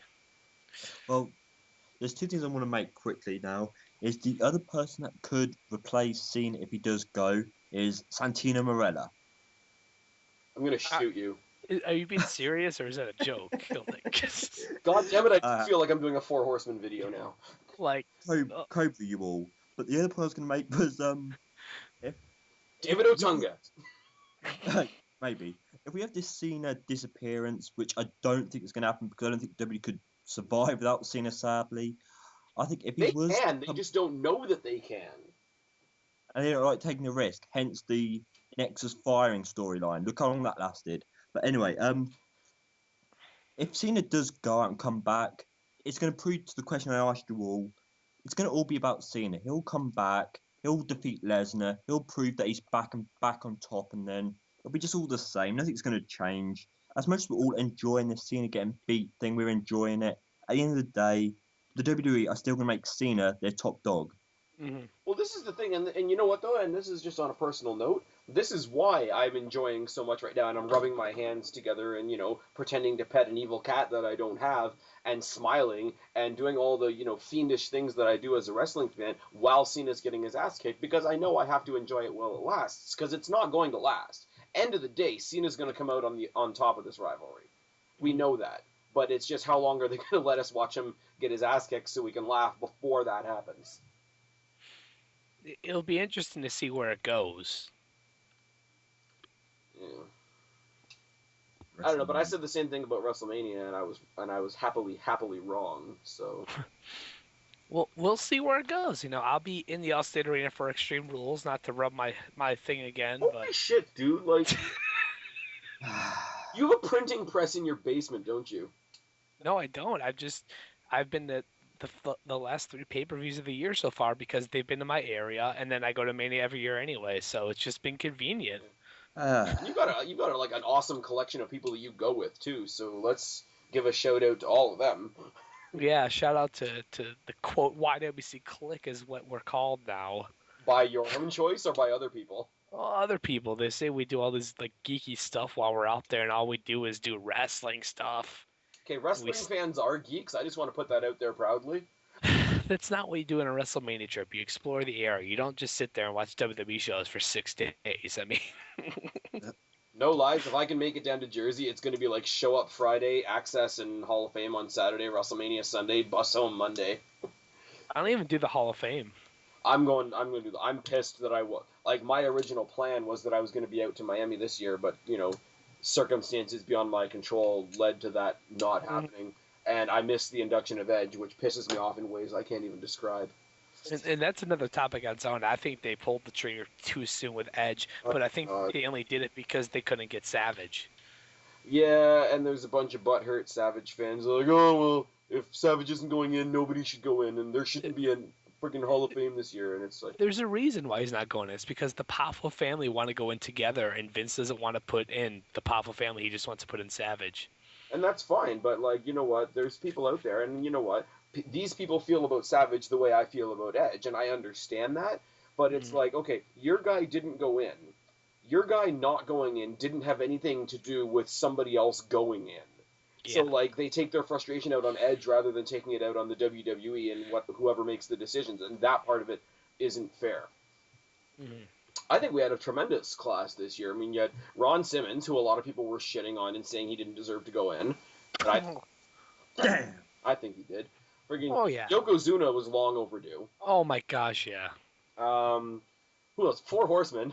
Ric Flair getting his special deal between TNA and WWE so that he could show up. And the very next Impact, he was known as Mr. Two-Time Hall of Famer. And then Flair bashed TNA at the Hall of Fame. Did he? Oh, it was on the live reports. The crowd started chanting, "Please come back." He goes, "Trust me, guys. I wish I could." Oh, I missed that part. It wasn't on TV. Oh, okay. It'll be on the DVD probably. Nice. And on top of that, you had friggin' Edge. You had Tyson going into the celebrity wing, and at least if we're gonna have a celebrity wing, and that's an entirely separate discussion, but if you're gonna have a celebrity wing, put in somebody like Tyson. Don't put in Drew fucking Carey. I get the celebrity wing, and I'm okay with the celebrity wing. A lot of people aren't. I don't know if you guys care about it or not, but if you're gonna have it, be careful about who you put in. Don't put in anybody that just happened to show up at Raw one night. You know what I mean? Hey, Drew Carey had a funny moment. Drew Carey had one funny moment. I don't care. That's an epic Rumble moment. That's something people are gonna remember forever. I didn't remember until I found out he was getting inducted, to be honest. Well, if you want a big name to go in the Hall of Fame, put Pee Wee Herman. Yes. Yes. I'm surprised Mr. T hasn't gone in yet. He played a very big role for WrestleMania. Mr. T, Donald Trump, Ozzy's been involved in wrestling a couple times. I'm surprised that hasn't happened. He's not going in. He hasn't had a big moment. Oh, come on. Next year it's going to be Maria Menounos. Maria Menounos? That's what we call her. Menounos. We can't pronounce her name. I didn't even have Hall of Fame on my list of shit to talk about here. I went to the bathroom and Maria Menounos came out. Oh, she had a shit stain on her pants, apparently. So apparently she went to the bathroom, too. I guess so. Angela, do you have any comment on celebrity female wrestlers shitting their pants? I guess I regret not seeing Mania because of that. What did I say about that match in my review? It's like, okay, the face of the division and the guest overcame the wrestlers with actual talent. And The people in my group, because I went to the bathroom, came back, they tried to convince me it was a good match, and I saw through it. It's like, no, it wasn't. Okay. There's no way that could have been good. The female wrestlers that were left out of that match to have the ones that were in it make me sad. Kelly, holler, holler. All the girls in the club say, oh. Oh dear. Okay, Thunder. Everybody just, in cyber fashion, we're all just going to sort of awkwardly edge away from Thunder now. Okay, somebody else do something even more awkward so Johnny Thunder can breathe again. And it's not happening. Hey, I heard you were a wild one. Ooh, ooh, ooh. So here's okay. If we're going to talk about the music at WrestleMania, let's talk about MGK coming out and taking his cheap shots at The Rock, singing that John Cena was invincible, and then it being not true. No, dude, his performance was awesome. It blew Flow Riders out of the water. I mean. But I just think it's funny, because one of the things that bugged me about that was, okay, the people that, like me, that truly cannot stand Cena, one of the reasons that we can't stand Cena is because he's booked like he is invincible. So having the song Invincible play him to the ring was kind of like an unintentional slap in the face. I didn't mind it. Like, I don't like Cena, but I love that song. Yeah, Every you time don't despise him as much as I do. No, I despise him. I mean, I hate the character. I hate the style of wrestling that he does. I don't like him. Okay. I found it a very unfortunate circumstance that happened to be like that. But then when he takes a break right in the middle, he's just like randomly gonna A, shit talk The Rock, and B, try to convince us all that John Cena is the definition of an underdog. Like, dude, that again, on that night he was the underdog. That was the thing he was trying to say. And I thought that took a lot of balls to do that. So I gave him major props for that. I'm surprised he didn't get lynched in the parking lot. No, because everybody... Not that I would support such actions, obviously. No, everybody in the crowd liked his performance. Like, they were digging it, and everyone agreed. It took a lot of balls to say what he did. Then Flo Rida came out and basically just talked over his own song. And I like when he did Wild Ones, he was actually doing lyrics about the match. I thought... Let's get WrestleMania stupid. What the fuck? It's so stupid.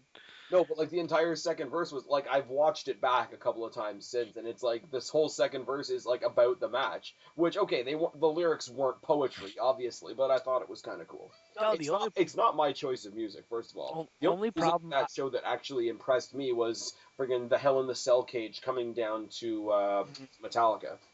But the only thing I didn't like about Flowrider is like he played his song, but then he just like spoke over it at times. Like sometimes he'd just stand there and let the song play with the words playing in the background, and he would just stand there and look stupid.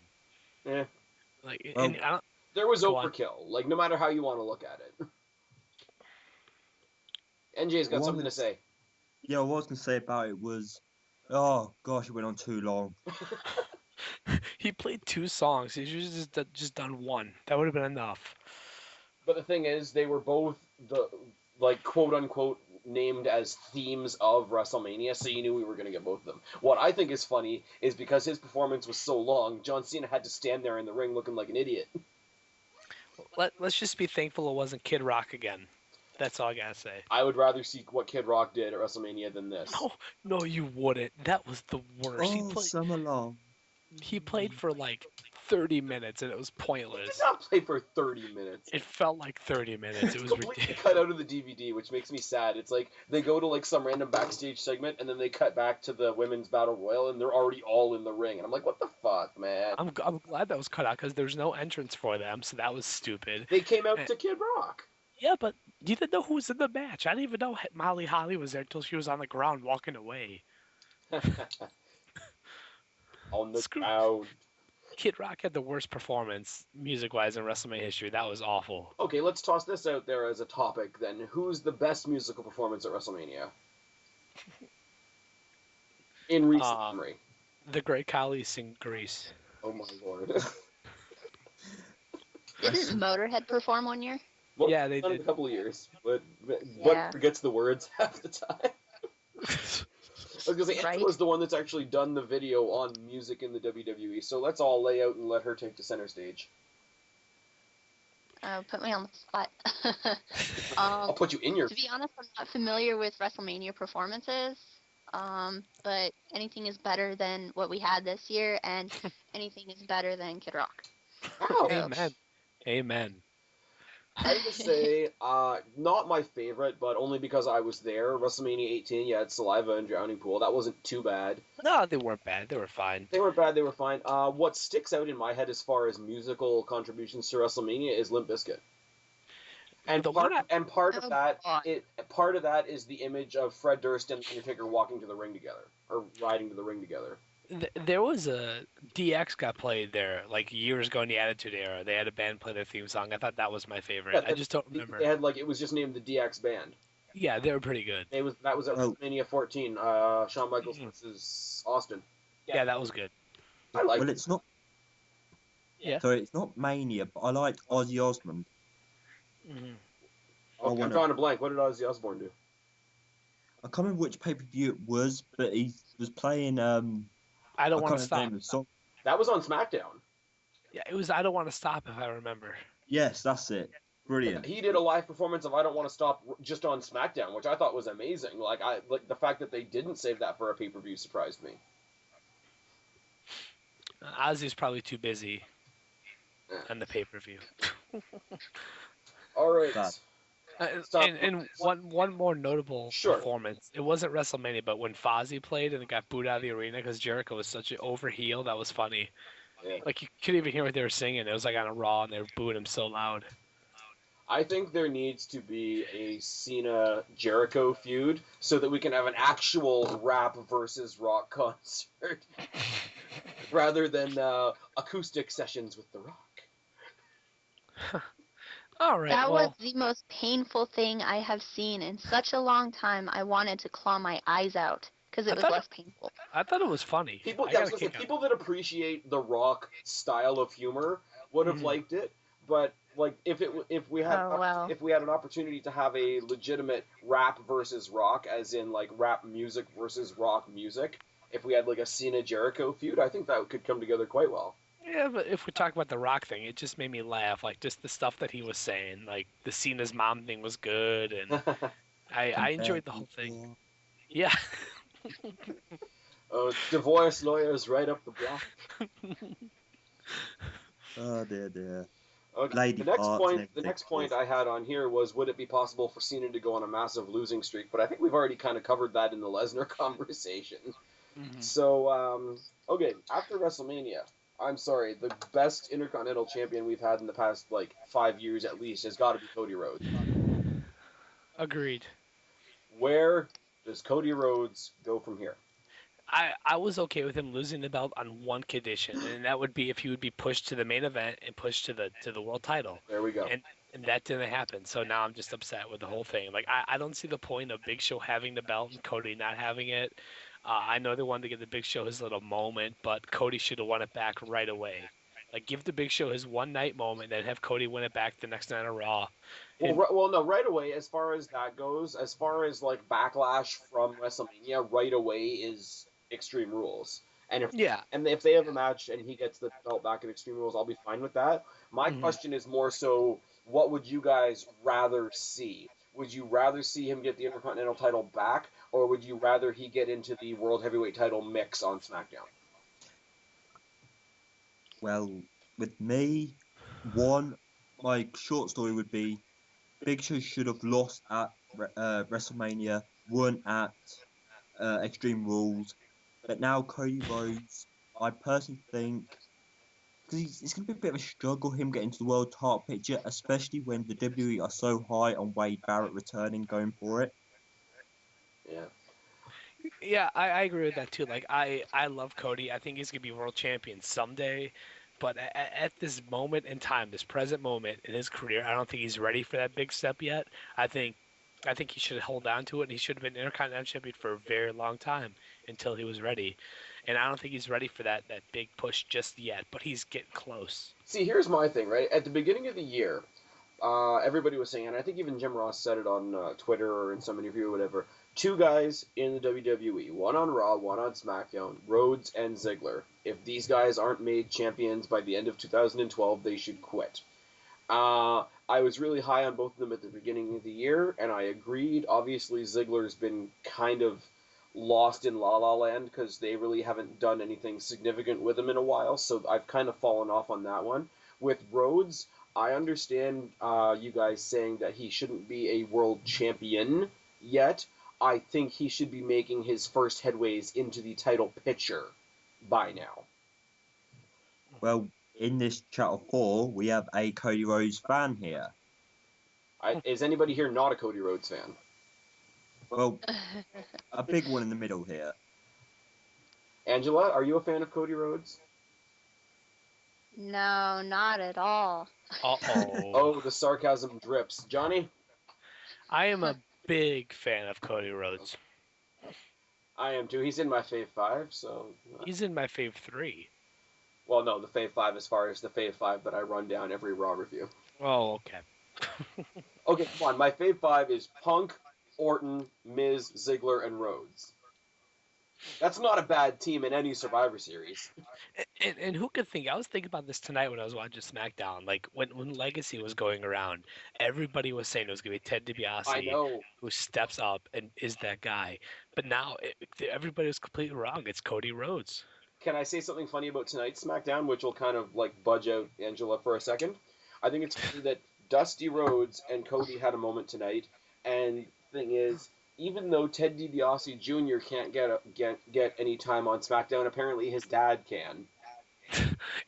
Ted DiBiase is okay in the ring, but on the microphone he's terrible. He doesn't have much charisma, and he's just not that good. I liked watching. Like, this is the thing. He's another guy, and there's a bunch of them that are sort of in the lower mid card. It's like I like watching them in the ring. I attentively pay attention to them when they're in the ring. I'm just waiting for them to give me a reason to care. Does that make sense? I gotta Yeah. say, I was there when he debuted. Who? Luckily, Ted DiBiase Jr. Okay. And if he would go back to the heel that he was when he debuted, I think that would help him tremendously, and Mhm. not being this kiss ass sort of dude. You know, we got DiBiase? enough of that. So DiBiase posse. Oh dear God. yeah. See, here's the thing, and the danger that we run, and this is the one danger that all the second and third generation stars, I guess, run a little bit. When they did have him as a heel, for a brief time, they were trying to make him a mini version of Seth. Like they brought back the $1 million belt and all that stuff. True, but was that a bad thing? I don't think that, when you bring in these second and third generation guys, it's like, fine, okay, they have family history, so you make a big deal of the fact that they have family history, but you don't lean back on it so much that you don't let them be themselves. You just bring them in as carbon copies of their parents because we know or we think or we assume that it might get over. I think that's a dangerous habit to get into. Mm-hmm. Like, you don't see Cody Rhodes coming out in a fat suit and polka dots. Or makeup. Oh, dear. Well, Goldust tried to make a comeback for 5 minutes. He was on Raw this Monday. He was part of the big pull-apart on Raw, which was He awesome. just didn't have any makeup on. It looked weird. Yeah, because isn't he like a backstage, like, talent coordinator or something like that now? That's something that pissed me off when they built up Goldust versus Cody. And then they never did it. And they just had Goldust get beat up, and that was the end of it. Yeah. Well, there are certain people out there that are like, no, man, if we see Cody versus Goldust at WrestleMania, we're not going to watch WrestleMania because that'll be shit. And I'm like, okay, so you get him versus Big Show instead. No, Goldust can still go. Like he's not as good like if he does like a full-time run, but if he has a match here and there, he can still go. He's not that old. He hasn't had too many injuries. With Goldust that they did between Rhodes and Booker T. Mm-hmm.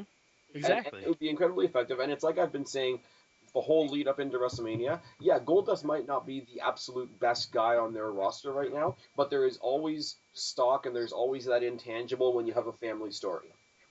I think it's going to happen at some point in the future. When they have nothing for him to do, they'll throw Goldust in there and have a little month or two thing. Yeah. NJ, your thoughts? Well, I made a previous video explaining this because I really thought that the Cody Rhodes versus Dustin Rhodes would have been an interesting storyline, especially when you could have brought in Dusty Rhodes to add attention to it, ringside interference, managing. I think it would have been a draw for it, and it would have been a match that would have given Goldust his moment before he eventually rides off leaves. the sunset. Mm-hmm. I think it would have been hysterical if they had made Dusty Rhodes the referee. Watching him jumping around and going down for the count. Never use the term going down with somebody that big and old. That's just bad. When they get up to that age, once they go down, they might not ever come up again. So what's he going to do? Count the pinfalls on the turnbuckle? Hey, Jimmy Cordera says it in multiple interviews. There was the one WrestleMania where he had to count on a wall because there was no ground to count on. You find a way, motherfucker. I would referee by remote. Honestly, I would sit in the back change room with a what do you call it, a closed caption TV in front of me, and I would have a buzzer, and it would be like, and if I saw a pin, it would be like, bzz, bzz, and then I get on the mic. Dude, that was 2. That would be so annoying.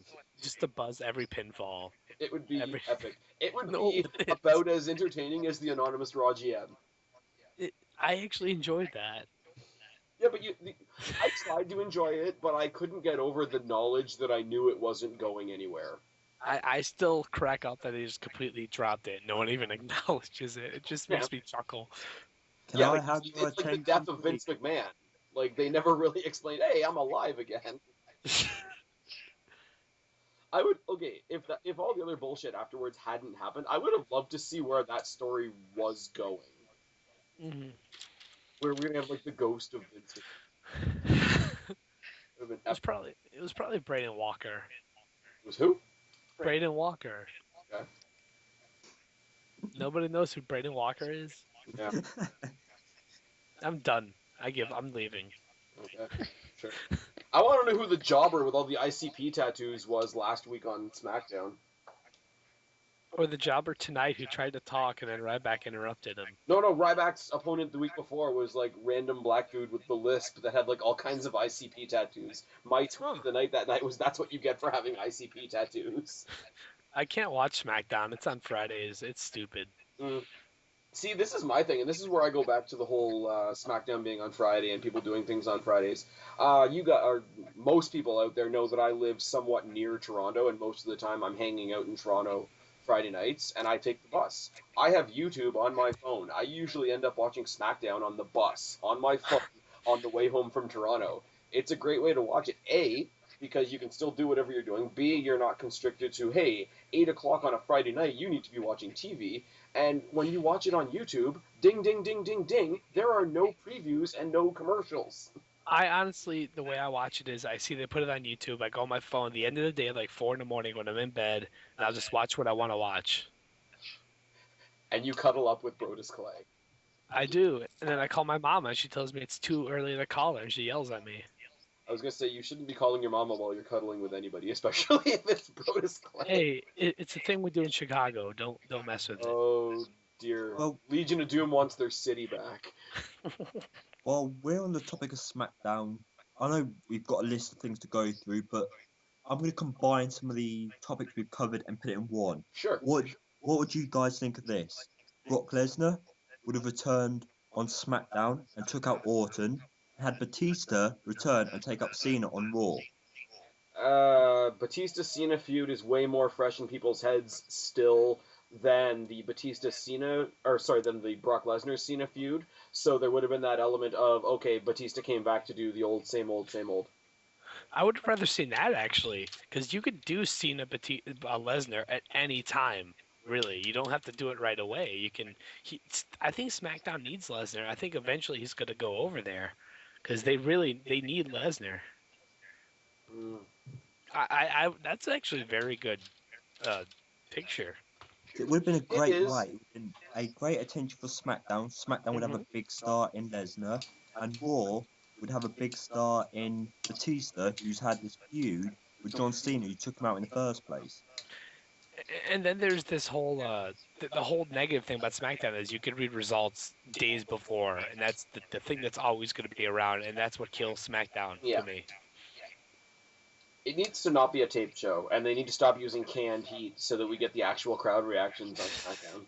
Well, I know why it's taped, because it costs so much money to do live every week, 2 shows. They can't afford that. Well, they can afford it, but, Vince, he likes his money. Yeah, he likes that money. Yeah. His financial... Okay, here's the thing. Laurinaitis' legal advisor is David Otunga. Vince McMahon's financial advisor is JTG. Oh, dear. See, here's my thing, and I was going to make a video out of this, but fuck it, I'm just going to say it here right now. Here is how you solve a whole bunch of problems in the WWE. Next time they do the draft, only 2 guys move. You trade John Cena for Bryan Danielson, or Daniel Bryan. And I'll tell you why. You've got a title picture right now that consists of CM Punk, Chris Jericho, conceivably The Rock in the future, and conceivably Brock Lesnar in the future. Throw Daniel Bryan into that mix, you've got a great wrestling title picture there. Now you move John Cena to SmackDown, and everybody says, oh, well, nobody wants to see, Orton versus Cena. You wouldn't see Orton versus Cena, because A, they're both face right now, and B, you would keep them apart as much as possible. Cena would work with whatever main event talent on SmackDown isn't in the title picture at that particular moment, and Orton would continue the great job that he's doing with the mid-card talent on SmackDown. Now, the next problem that everybody's saying is, oh, well, John Cena's never going to not be on Raw. He would still be on Raw, because Raw is a super show, and all the SmackDown talent can still go on Raw, and if they ever decide to stop Raw being a super show, they just simply draft Cena back over to Raw again. Yeah. Yeah. I have Thunder's approval, apparently. Angela and NJ are just like, At least I gave Pretty you a much. yeah. Angela, thoughts? How about we just have Cena retire and be done with it? I was trying to be nice. No, here's the- Fuck it. Ang- Cena retire now. Angela, here's the thing, though. As much as you and I don't want to admit it, Cena might not be the greatest in the ring, but he's a big name. And the amount of name value that he would bring to SmackDown would be needed. Mm-hmm. And to keep the... Yeah, but the whole tape thing kind of takes care of that. It's true. But what like I said, Cena would stay out of the title picture, just like he's staying out of the title picture on Raw. And he would be feuding with whatever main event guys weren't going for the title at the time to keep them all relevant. and he wouldn't touch Orton because Orton would keep helping the mid-card like he's already been doing. And can we all agree that Orton does an amazing job making the mid-card look good? Yeah. Of course. Well, you know what would make the mid-card look great? Cena comes on to SmackDown, Oh no. Orton turns heel, Orton punts Cena in the head, and ends it. NJ, you are like the hero of this episode right now. They draft him to SmackDown. His first match on SmackDown is against, like, I don't know. I can see his first match on SmackDown is against, like, Jinder Mahal. Friggin' Randy Orton's on commentary to welcome him, quote-unquote, to SmackDown.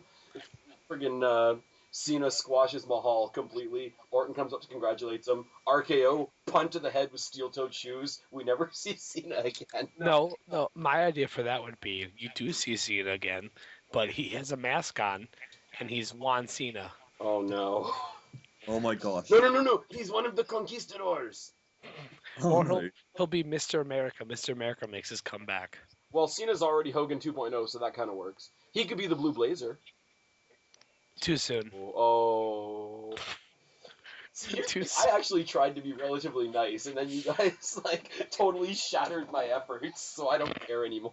I'm still being nice. They're the vicious ones over there. Angela's as vindictive, and Angela's like my little protege as far as being, like, totally hateful and vindictive. It's awesome like that.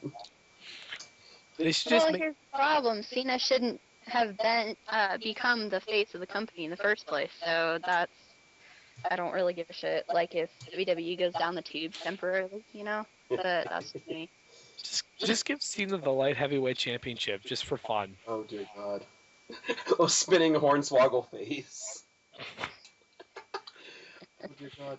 Please, okay, and here's the thing. Leave the WWE title on Raw, and if Cena himself goes to SmackDown, please give us a new belt. Please. Even Cena doesn't like it anymore. I hope it's in 3D, the new belt. The new belt's gotta be in 3D. Oh, good Lord. No, the shows, apparently pay-per-views starting middle of this year or early next year are going to be offered in 3D.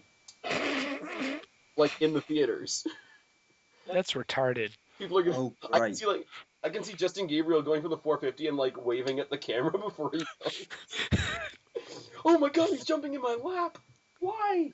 But how do you watch it in 3D if you don't have glasses? Are they going to send you glasses? You have to order them off WWE shop to watch these pay-per-views? Well, it's only... Okay, but it's going to be like HD. Like, you can only watch HD if you have an HD TV. You can only watch 3D if you have a 3D TV. Oh, I got And you. in the theaters, they give you the glasses as you go in, right? I wonder if there could be John Cena glasses. Oh, dear. Yeah, they're going to be spinning lenses. This is horrible. We said we were not going to, like, linger on Cena when we did this video. That We went did? out the window. Hard. Okay, what else do we want to talk about? Let's talk about, like, the greatest built feud we have in the WWE right now, which has got to be Jericho and Punk. I am oozing out of my armpits with excitement for this. That's a little awkward. Like, That's a fun Thunder visual. CM Punk in another wet t-shirt contest. everything about this match makes me ooze with excitement. And here's what I don't get is the I guess they're more casual fans, whatever, but they're upset that the Punk Jericho storyline is a little, like, uncomfortable and a little, you know, past the borders of what we usually see, and that's what makes it great. It's realistic. It's for the first time in, from what I remember, a long time. We have a feud that's realistic. It's something that relates to a lot of people, and it's really helping CM Punk. I really think Jericho is helping CM Punk get more over than what he was, and it's turning Punk into something else. Absolutely, but here's the thing: is it also reflects well on Jericho, and I'm going to tell you why.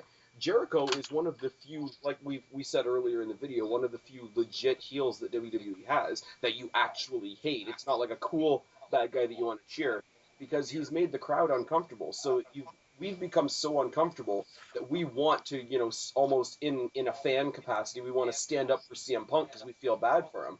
So we're grabbing, like, legitimate sympathy for CM Punk, but also we, on a very, very personal level, because we've been made so uncomfortable, we ourselves hate Jericho for making us feel that way. And that's a very real, very visceral crowd reaction that I don't think any of the heels in WWE have right now except for Jericho. Mm-hmm. And it's amazing. Even though I cheered him at WrestleMania just because he's my top number 2 favorite of all time, Hmm. I can never boot Jericho. Even though you're supposed to. Yeah, but it's hard for me to Oh, I know. It's very hard for me to boot It's Jericho. like I never boo Edge or Hardy because they are right there for me. Yeah, and Jericho's my number 2 of all time. Now, when they come to Chicago for Extreme Rules, that crowd's going to be crazy because if you guys watch the last Chicago shows, like they're very pro Jericho and pro Punk.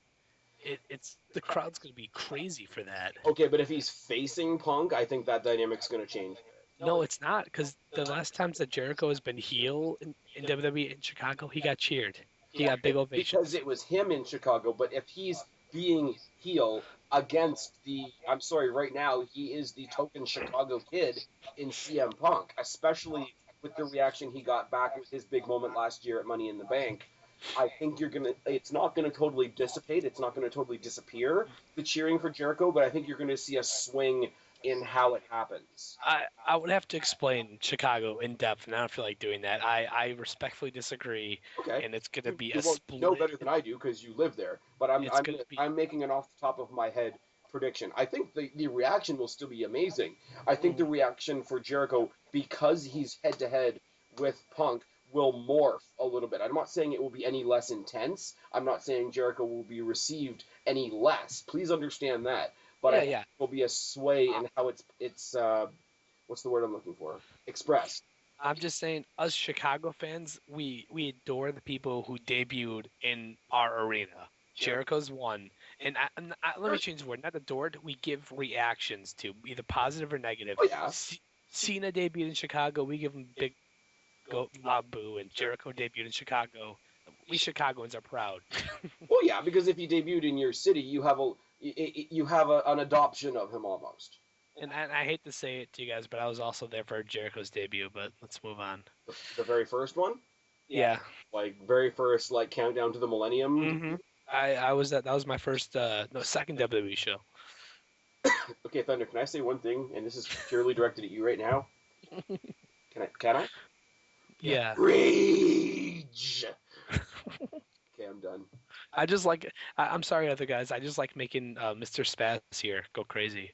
So I just kind of rub it in his face. Does this go back to our Facebook conversation of I hate you because you saw Cena's first legitimate loss? Yeah, it's just fun to do it to you. Like, you don't say that ever again. Angela and NJ have left. They're like, no, I'm still here. Oh, okay. I'm being envious. NJ, still with us, bud? I'm here. Yeah. Well, my last show was in 2008, and that was a freaking house show. So, yeah. Yeah, you don't get very much out. That's kind of sad. Yeah, are you kidding me? Our nearest city where they get legitimate shows is Salt Lake City. I mean, I do feel lucky because, relatively speaking, being near Toronto, which is one of the greater wrestling hubs in Canada, we do get our fair share of Raws and SmackDowns, and even like the combined Super shows and all that. We do get quite a bit. I was at Mania 18. I wasn't able to make it when SummerSlam was here.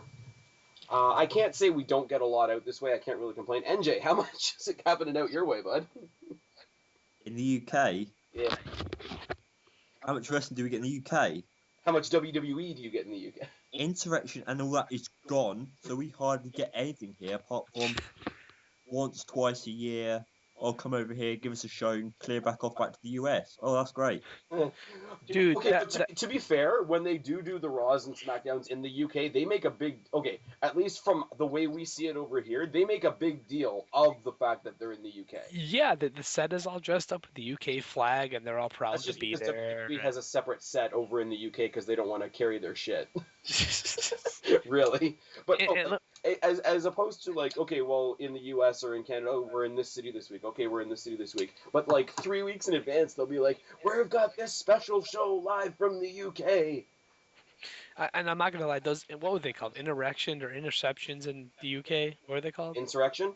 Dude, those shows were awesome. Like the ones I've seen, they had really good matches on there. Maybe so, but the only thing I'm going to really remember about when they came here to the UK was Santino and Vladimir Kozlov doing that whole Sheamus thing. With the Tea Party. Yeah. Oh. At least you got that, dude. And Sheamus is a champion now, and Vladimir Kozlov's unemployed, and Santino Marella should be, and we're good to go. I think it would be awesome if we actually got the British Fist over here for like a weekend to like commentate one Raw and one SmackDown. And we'd start off the show, and it would be like, catching. That is a very, very cheap plug for NJ and Mr. Park and the British Fist, who everybody watching this video should check out. By the way, the link's going to be down in the description box below. The sad thing about the whole UK thing is they're never going to go for Mania because of the big time difference out here, which blows because I really want to go to the UK. Wembley. They're not even coming up here anymore for Mania. Well, why? It's just Canada's not a big time difference. It has to do with the exchange and what at the time of WrestleMania 18, apparently the exchange was at such a place that it made financial sense and whatever for them all to come up. And I'm like, I don't know how it makes any difference because they come up here, like I said, and they do a lot of Raws and SmackDowns. But and to be fair, Chicago only gets like 2 or 3 shows a year, it seems. But it's like the UK. Whenever they come to Chicago, they make it big. Well, yeah, there are big wrestling cities. Like, up here, I think the big wrestling cities are, like, Vancouver, Calgary, Toronto, Quebec, and there's one I'm missing. But in the States, what is there? There's Chicago, Philadelphia, New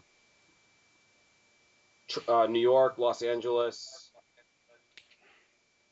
Help me out. Boise, Idaho. Oh, Texas. Oh, they're all over Colorado, aren't they? What? Angela, aren't they all over Colorado? Are you kidding? I don't even remember a show ever being in Colorado. I'm making fun of her. Fuck. Our last Raw that was here. What year was that? Oh dear. Do you need an abacus? I should go look at my ticket. That was 1992. when Ted DiBiase debuted. Oh, all right. Well. That was our last Raw. Oh dear. Yeah. I should just stop talking now. I feel really bad. You should have stopped talking like 20 minutes ago as far as all the shit you've been to. All right, I'll stop. Although I will say it was cool one year. There was a Raw and SmackDown like mega show in Toronto on my birthday 2 years ago, so that was cool. We had that the Raw before WrestleMania 27. I think it was a Raw and SmackDown show. Yeah. No, this was like everything. This was like Superstars, NXT, full episode of Raw, full episode of SmackDown. Yeah, that's what we had too. And like 3 dark matches after everything went off the air. I'm like, holy fuck. The week that show was here was crazy because I did that. So basically, it was Raw and SmackDown before Mania. Then I went to Mania. Then I went to the Raw after Mania. So I was all WWE'd out by the time I was done. Bite your tongue. Okay, I'll just stop talking. Do you have another topic? Yes, we have another topic. As much as it pains me to say this, the minute we finish WrestleMania 28, what do people start talking about? WrestleMania 29. There we go. Now, immediately, the first 3 matches that popped up on all the dirt sheets were Punk, Austin, Cena, Taker, Lesnar, Rock. And that's not going to happen. Okay. Because the matches that I want to see, yes, I want to see Punk, Austin, but right now I would rather see Punk versus Taker or Punk versus Rock. So of those 6 guys, who would you pair off in matches? Go. Oh, here's the deal with the Austin thing. Austin isn't coming back for anything other than the main event. And I can say the same thing about Lesnar and The Rock. Those 3 are going to want the last match on the card. There's no way they're going to throw Punk and Austin on that show. If the rumors are true that Mania 30 is going to be in Texas, that's what Punk and Austin is going to main event. But as for 29, I see a Lesnar versus Rock match for the belt. And that's something I'm not too excited for, to be honest. Lesnar versus Rock. I personally don't see Austin coming back. Pardon me? I said I personally don't see Austin coming back. Because, I mean, if he comes back, Edge might as well come back, too. No, the last interview I heard him in, he's in enough of a spot that if the right opportunity comes along, and he said it himself, if the right money comes along, he will come back for one more legit match at WrestleMania. And if it's got to be in Texas for 30. That's the perfect moment. Is it going to be in Texas for 30?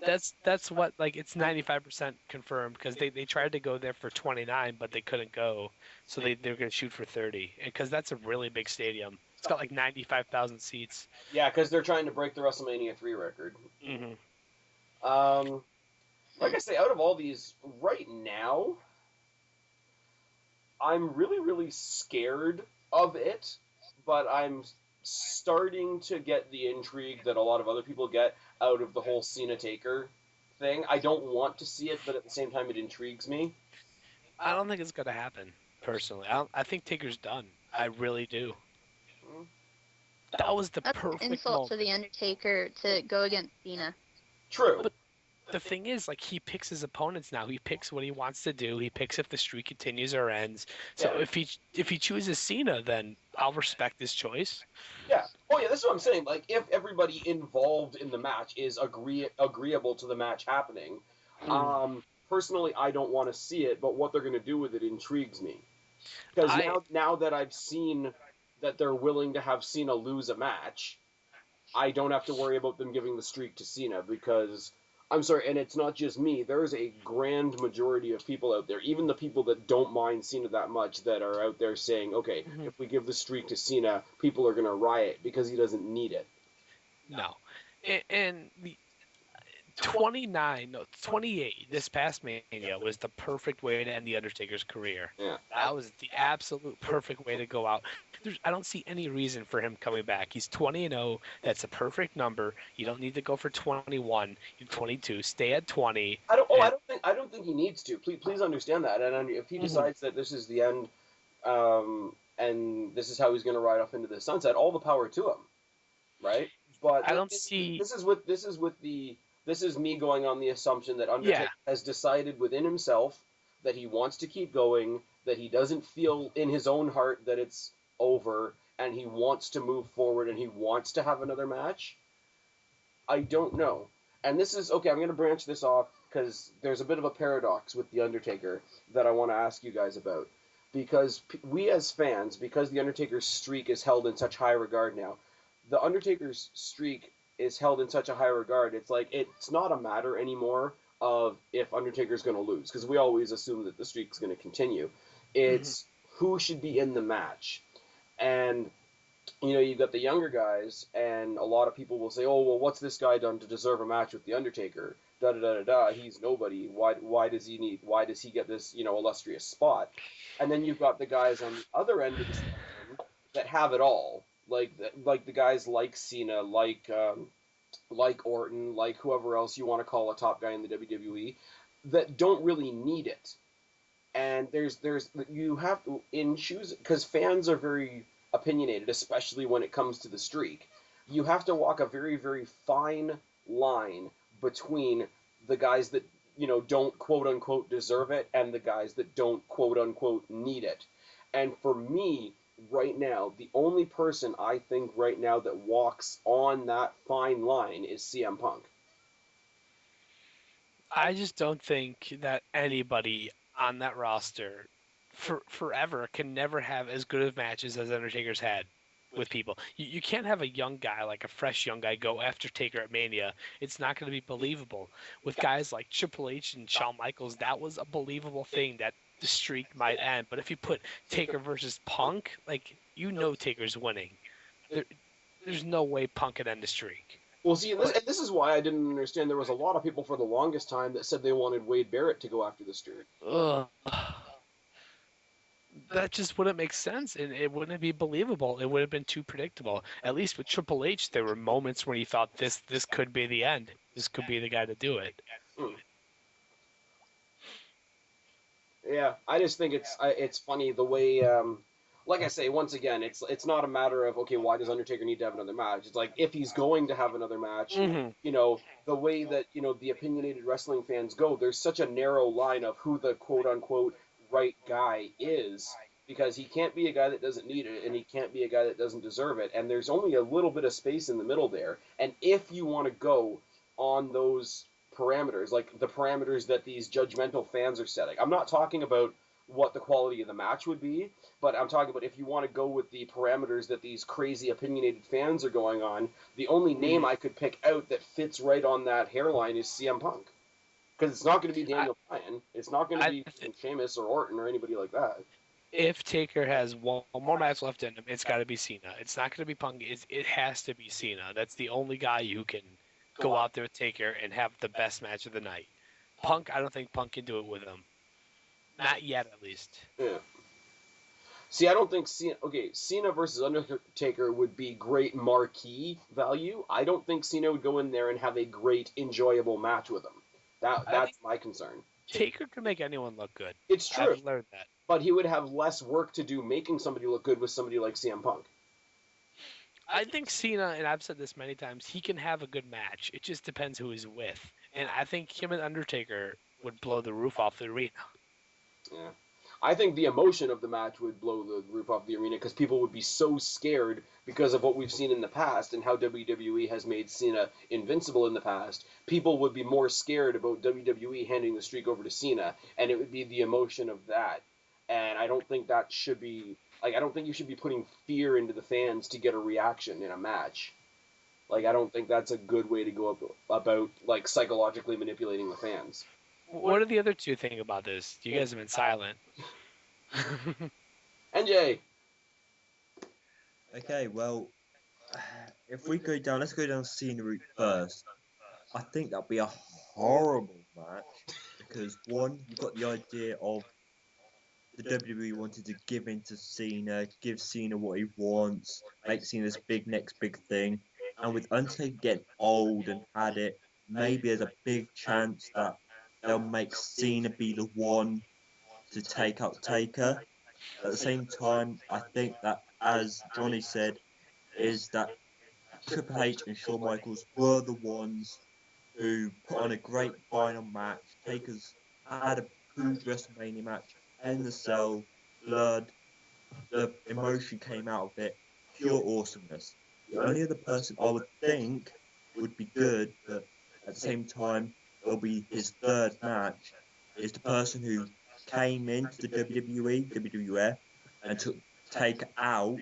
Oh no! Is Kane. That is a true statement. I agree with that. There's great story there. I don't know whether the fans necessarily see Kane on Undertaker's level as much as they did at the time that he came in and made that initial impact. Because Kane came in initially when he first, when he ripped the door off the first Hell in a Cell and took out Undertaker during Undertaker's match with Shawn Michaels, we believed at the time, or at least we were kayfabe to believe, that this was the guy that had come in to destroy The Undertaker. I'm sorry, Kane, to me, and I know, NJ, I know you're a big fan, and I respect that, Kane doesn't have that presence to me anymore. I'm a fan, and I like what he does. He's great for a big guy and all those kinds of things. He does not have that presence about him anymore. Mm-hmm. He doesn't. It's the way he's been booked. Which has been horrible. Mm. I have one word for you. Kane or Rooney. Well, yes. That's not even it. He had his little comedic timing, but just the point where he was losing every match for a year. They bring him back with a mask against Cena, and Cena just destroys him almost every single time. And Kane sells him the whole way along. Yeah, and just the way that Kane's been built, I hope they're doing something good with the Orton thing, maybe bringing something new out of him. But I don't know. I don't... NJ, I know where you're going, and I know the story is there, and the build is, you wouldn't even have to do any build, because the build is already there. I can't see it paying off. I really, really can't. Well, at the end of the day, I'm going to agree totally with Johnny and just say, that's it, finished. Mm-hmm. Yeah, I'm not, and I just want to clarify once again, I'm not saying he needs to keep going. My hypotheticals were, in the event that he decides to keep going, what would we want to see? Lesnar Rock, I'm not that excited about. Punk Austin needs to happen at some point. But at this point, I would rather see Punk and Rock, because we've already had the little beginnings of a story with them that never got tied up. I don't mean to be rude here, but we didn't ask Angela what she thinks of the Taker feud. Angela, who do you want to see fight Undertaker, hun? I think I know who she's gonna say, but Brodus well, Clay. well, who do you think I'm gonna say? You're probably gonna say Orton. Well, yeah, that would be nice to see now that That he's would- a totally different gimmick than what he was in whatever year that was that he fought him. That would 2005? I wouldn't mind that either. That'd be a decent match for him. Orton taking on the Streak. I was gonna say Yeah. if we're going with the theory or the trend, I guess, of like really legitimate stars that are taking a second shot at it, I wouldn't mind. I think it would be a great match. To be perfectly honest with you, I don't think the general public would get as excited about it as I would personally. That would be my thing. Like I can't see the crowd being as a whole being as hot for it as they were for like the past few, obviously. I would love to see it, don't get me wrong. But Right. Well, to put a fun mental image into everyone's head, can you imagine John Cena trying to do the 5-knuckle shuffle or whatever on Taker? Like, for real? That is so ridiculous. no, we get something stupid like we got this year. Friggin' Cena would do like the slash across the throat. Undertaker would get up and be like, "Oh fuck no." That's it. The way that I will give them this much credit at WrestleMania. The way they ended that match with Cena's cockiness being his own undoing made it perfect. Mm-hmm. Can we all agree on that? And Yeah. another possibility I wouldn't mind is if they ever did sign Sting to a contract. I think that would be a big money match for them. Yeah, absolutely. But just I think with the tease of that a couple years ago, when that's what we thought we were getting, I think a lot of people have soured to the idea only because they were disappointed in the aftermath. Mm-hmm. So I agree. Once people got over the sour, like the bitter taste in their mouth from that, I think it would draw amazing money. Because you would have to at some point address it as a WWE versus WCW storyline. Because everybody that wants to see that wanted to see this guy from WWE face this guy from WCW. What were you going to say, NJ? the horrible thing about this, just like the predictions of this year, it comes down to let's do Sting and Lesnar. What is this really going to do for the future of the WWE? What will it do? Lesnar's going to be leaving. He's not going to sign another contract as much as I would like him to. Sting's pretty much finishing now and just being whatever he's doing on TNA. Yeah. Nothing's there. Well, see, this is why I wouldn't, even though I don't really want to see it, this is why I wouldn't mind Lesnar and The Rock sort of going at it at WrestleMania. Because The Rock's not full-time, Lesnar's not full-time, so let them fight each other. Let the guys that are around full-time build full-time stories. Not for the belt. No. It's going to be a main event. Rock is wrestling in the main event. Next year's main for the belt, most likely against Lesnar. That's just how it's going to end up happening. No, thank you. No. It's going to happen though. Like no matter how much you don't want it to, and I don't want it to happen again. I was okay with this year, but a second year in a row, I'm not for that. No, thank you, Johnny. No, thank What you. I would want to see, if we have to put the belt on The Rock, and I'm a big fan, but The Rock doesn't need the belt. What I would like to see is CM Punk goes through some hard times, somebody else wins the title, da-da-da-da-da. Somehow the belt ends up on The Rock. The Rock walks into WrestleMania with the belt. CM Punk wins the Rumble. We have CM Punk versus The Rock at WrestleMania. But just going back to it, like it's gonna happen. Rock's main eventing again next year. He's not coming back for anything else but the main event, and it's So why can't Punk be the main event? because it's all about the Rock right now, and that's sad because Rock isn't around full time, and I'm a Rock fan, and I even know that he shouldn't be main event next year. This year, okay. Next year, no.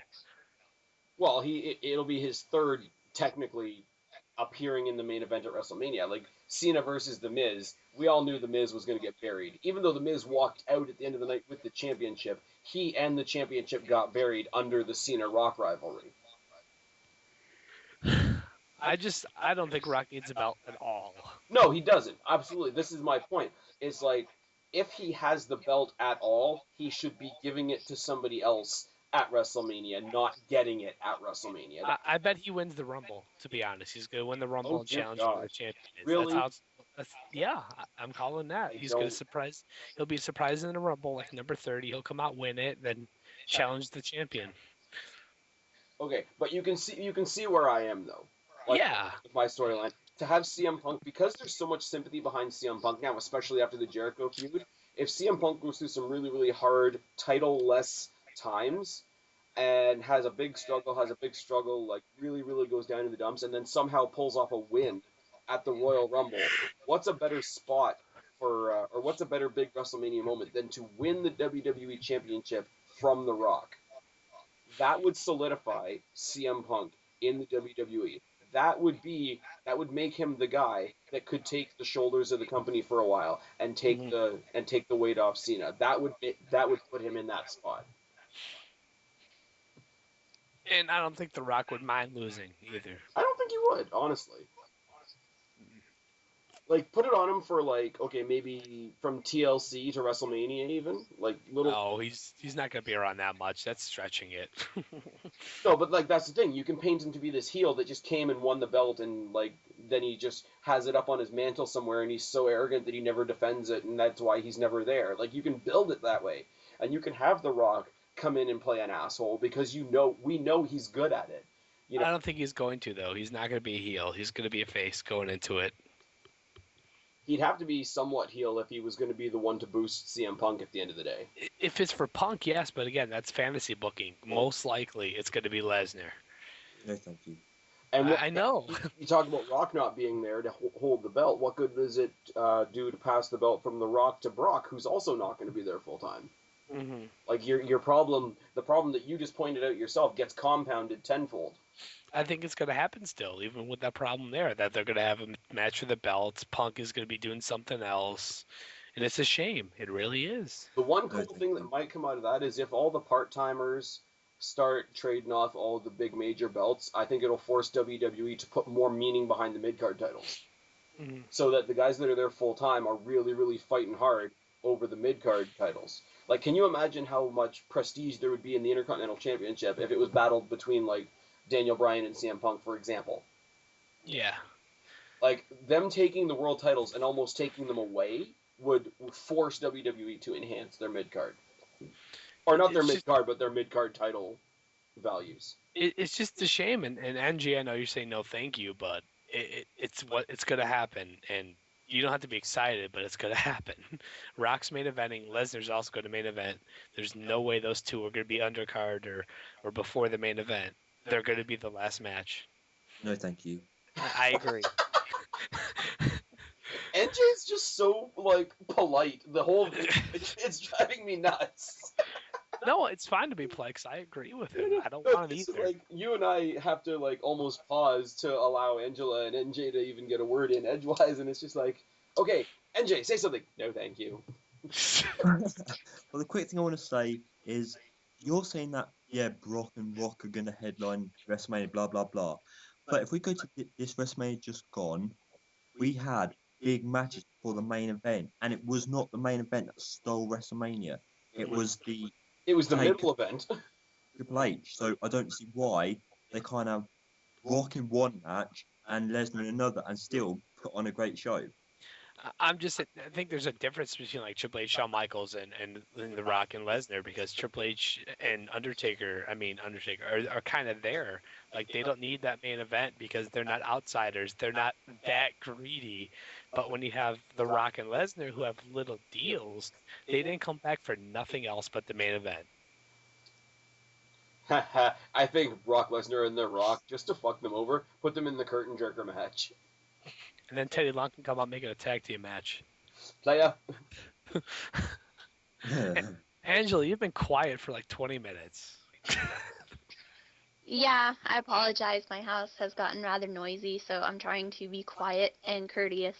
So, yeah. Angela's my AJ. She's going to sit quietly on the corner and do what she's told. No, that's horrible. Don't piss Roddy Piper off. He's going to come after you. Feel the energy. I'm sorry, the Uh, that he did with Cena I'm gonna pretend last you year didn't say that. sometime, and his eyes were like bulging, just still sticks in my head. Although I will say, friggin' Piper and Daniel Bryan tonight, it was nice of, a grown-up like Piper to let the kids come up to the table. I felt like I was watching Mari when I was watching that segment. Oh, Maury? Yeah, I felt like I was watching that. Or Jeremy Kyle? Yeah, like you don't treat a woman like that. Share. Get some, like, random big woman in the audience. Girl, you gotta get some respect for yourself. Okay, let's vote that I'm never doing that again. No, I want you to do it again. No, I have too much respect for myself. I don't. I do this stuff in my videos all the time. Yeah, but you also have the, like, cranium-cracking notebook of doom. Ah. Okay, we've pretty much exhausted everything that I had to talk about. Anybody else have a random topic they want to toss out there? Angela, pick a topic. No thanks. And Jay? Well, the only thing I think of is, let's say the WWE, because we touched on this earlier, let's say the WWE do have an accident, Cena gets taken out. The WWE over the years have not relied on individual wrestlers to save their show. They've relied on one. Let's say it does happen, Cena gets taken out and he's in hospital for however long he is. What would happen then? What would the WWE do to save their show? CM Punk would take the reins on Raw, and SmackDown would go on as they normally do. The thing is, like, people don't remember. This has happened before with Cena. He's gotten hurt when he's been at the height of his career. And I honestly don't even remember what they did without Cena. But there were still other people around. Like, they still had Edge. They still had the Hardys. They still had Batista. They still had... Orton was on the same show as Cena, so Orton took a lot of the brunt. Like, this is what I'm saying. We don't even remember or notice that as much because there was a couple people shouldering the load, and now it's so specifically on Cena that WWE, it's so dangerous for WWE. Like, the mindset that they've got themselves in now. You've made me think of a very new point. This whole thing that, like, I never really realized that. Now I'm scared. I'm gonna go home. I'm gonna go sleep crying tonight. Well, there's a topic you were talking about. You were listing all these wrestlers that could have replaced Cena while he was injured. But if we go back to one WrestleMania, when Batista and Cena were feuding, and Batista was saying, "I just can't stand you. I should be the face of the company." If Batista won that, if he beat John Cena, would things be different now? I don't think so, because he still would have left, because WWE would have still turned PG for whatever outside reasons that they turned PG, and I've speculated on those before. And Batista has said multiple times, yeah, he doesn't like Cena, but the majority of the reason that he left was because he didn't like the PG direction of the company. Mm-hmm. So I think as long as those outside forces had been there to make the company turn PG, his ultimate reasons for leaving the company still would have been there. So if he had won, it would have weakened the image of Cena, and then he would have left, which would have left us in an even worse spot.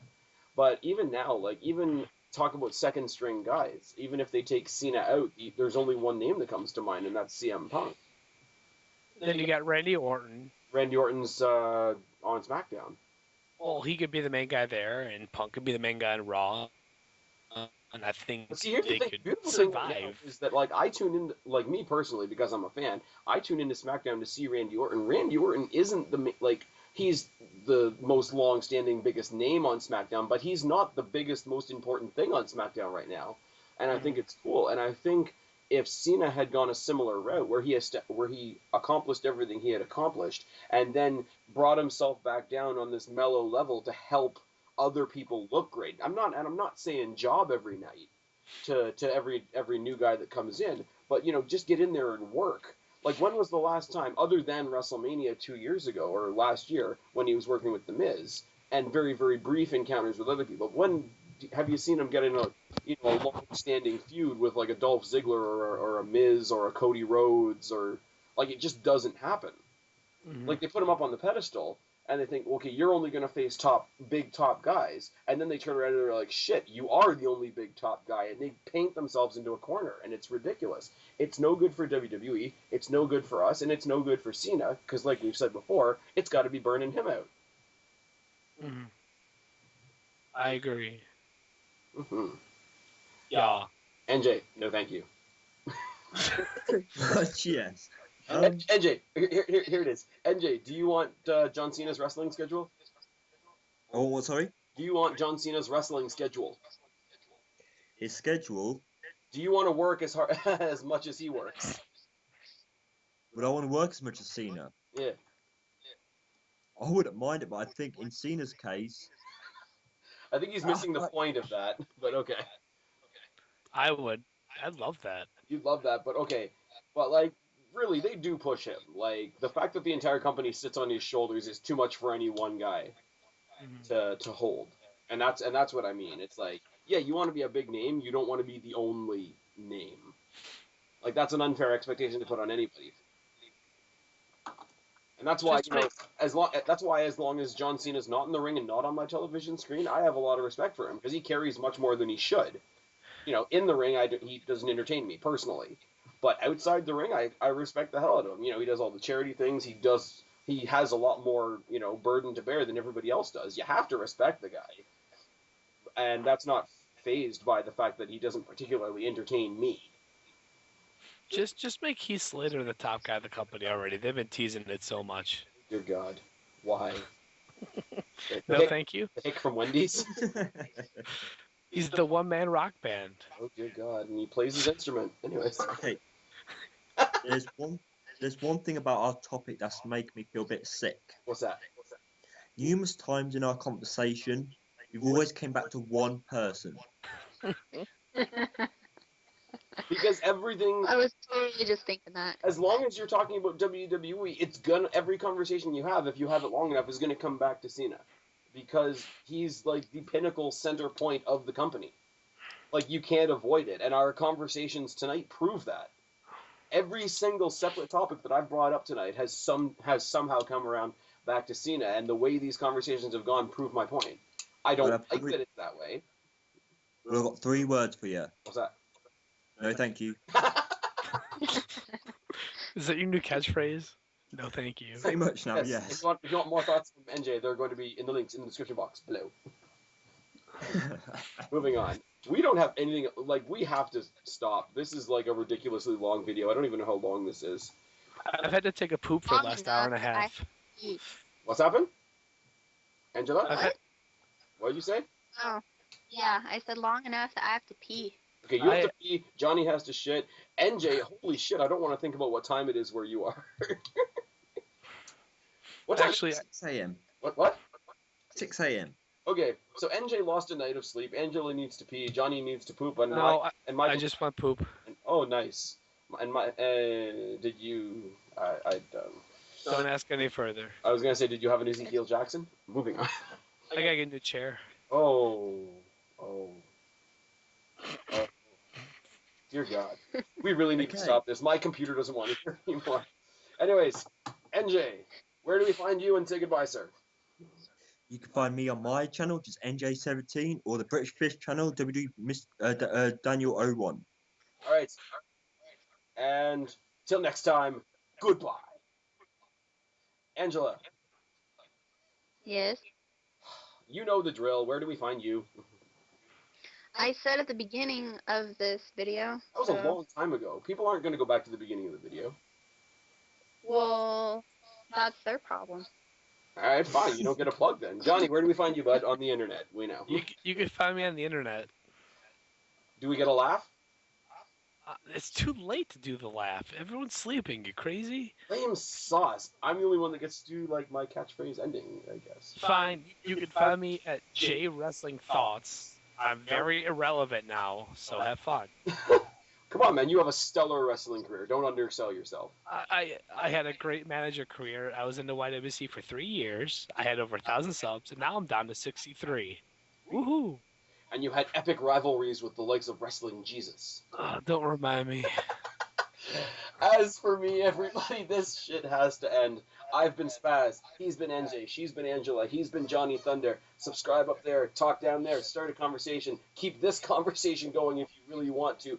Don't be a stranger. I will talk to all you guys later. We are tagging out. Bye.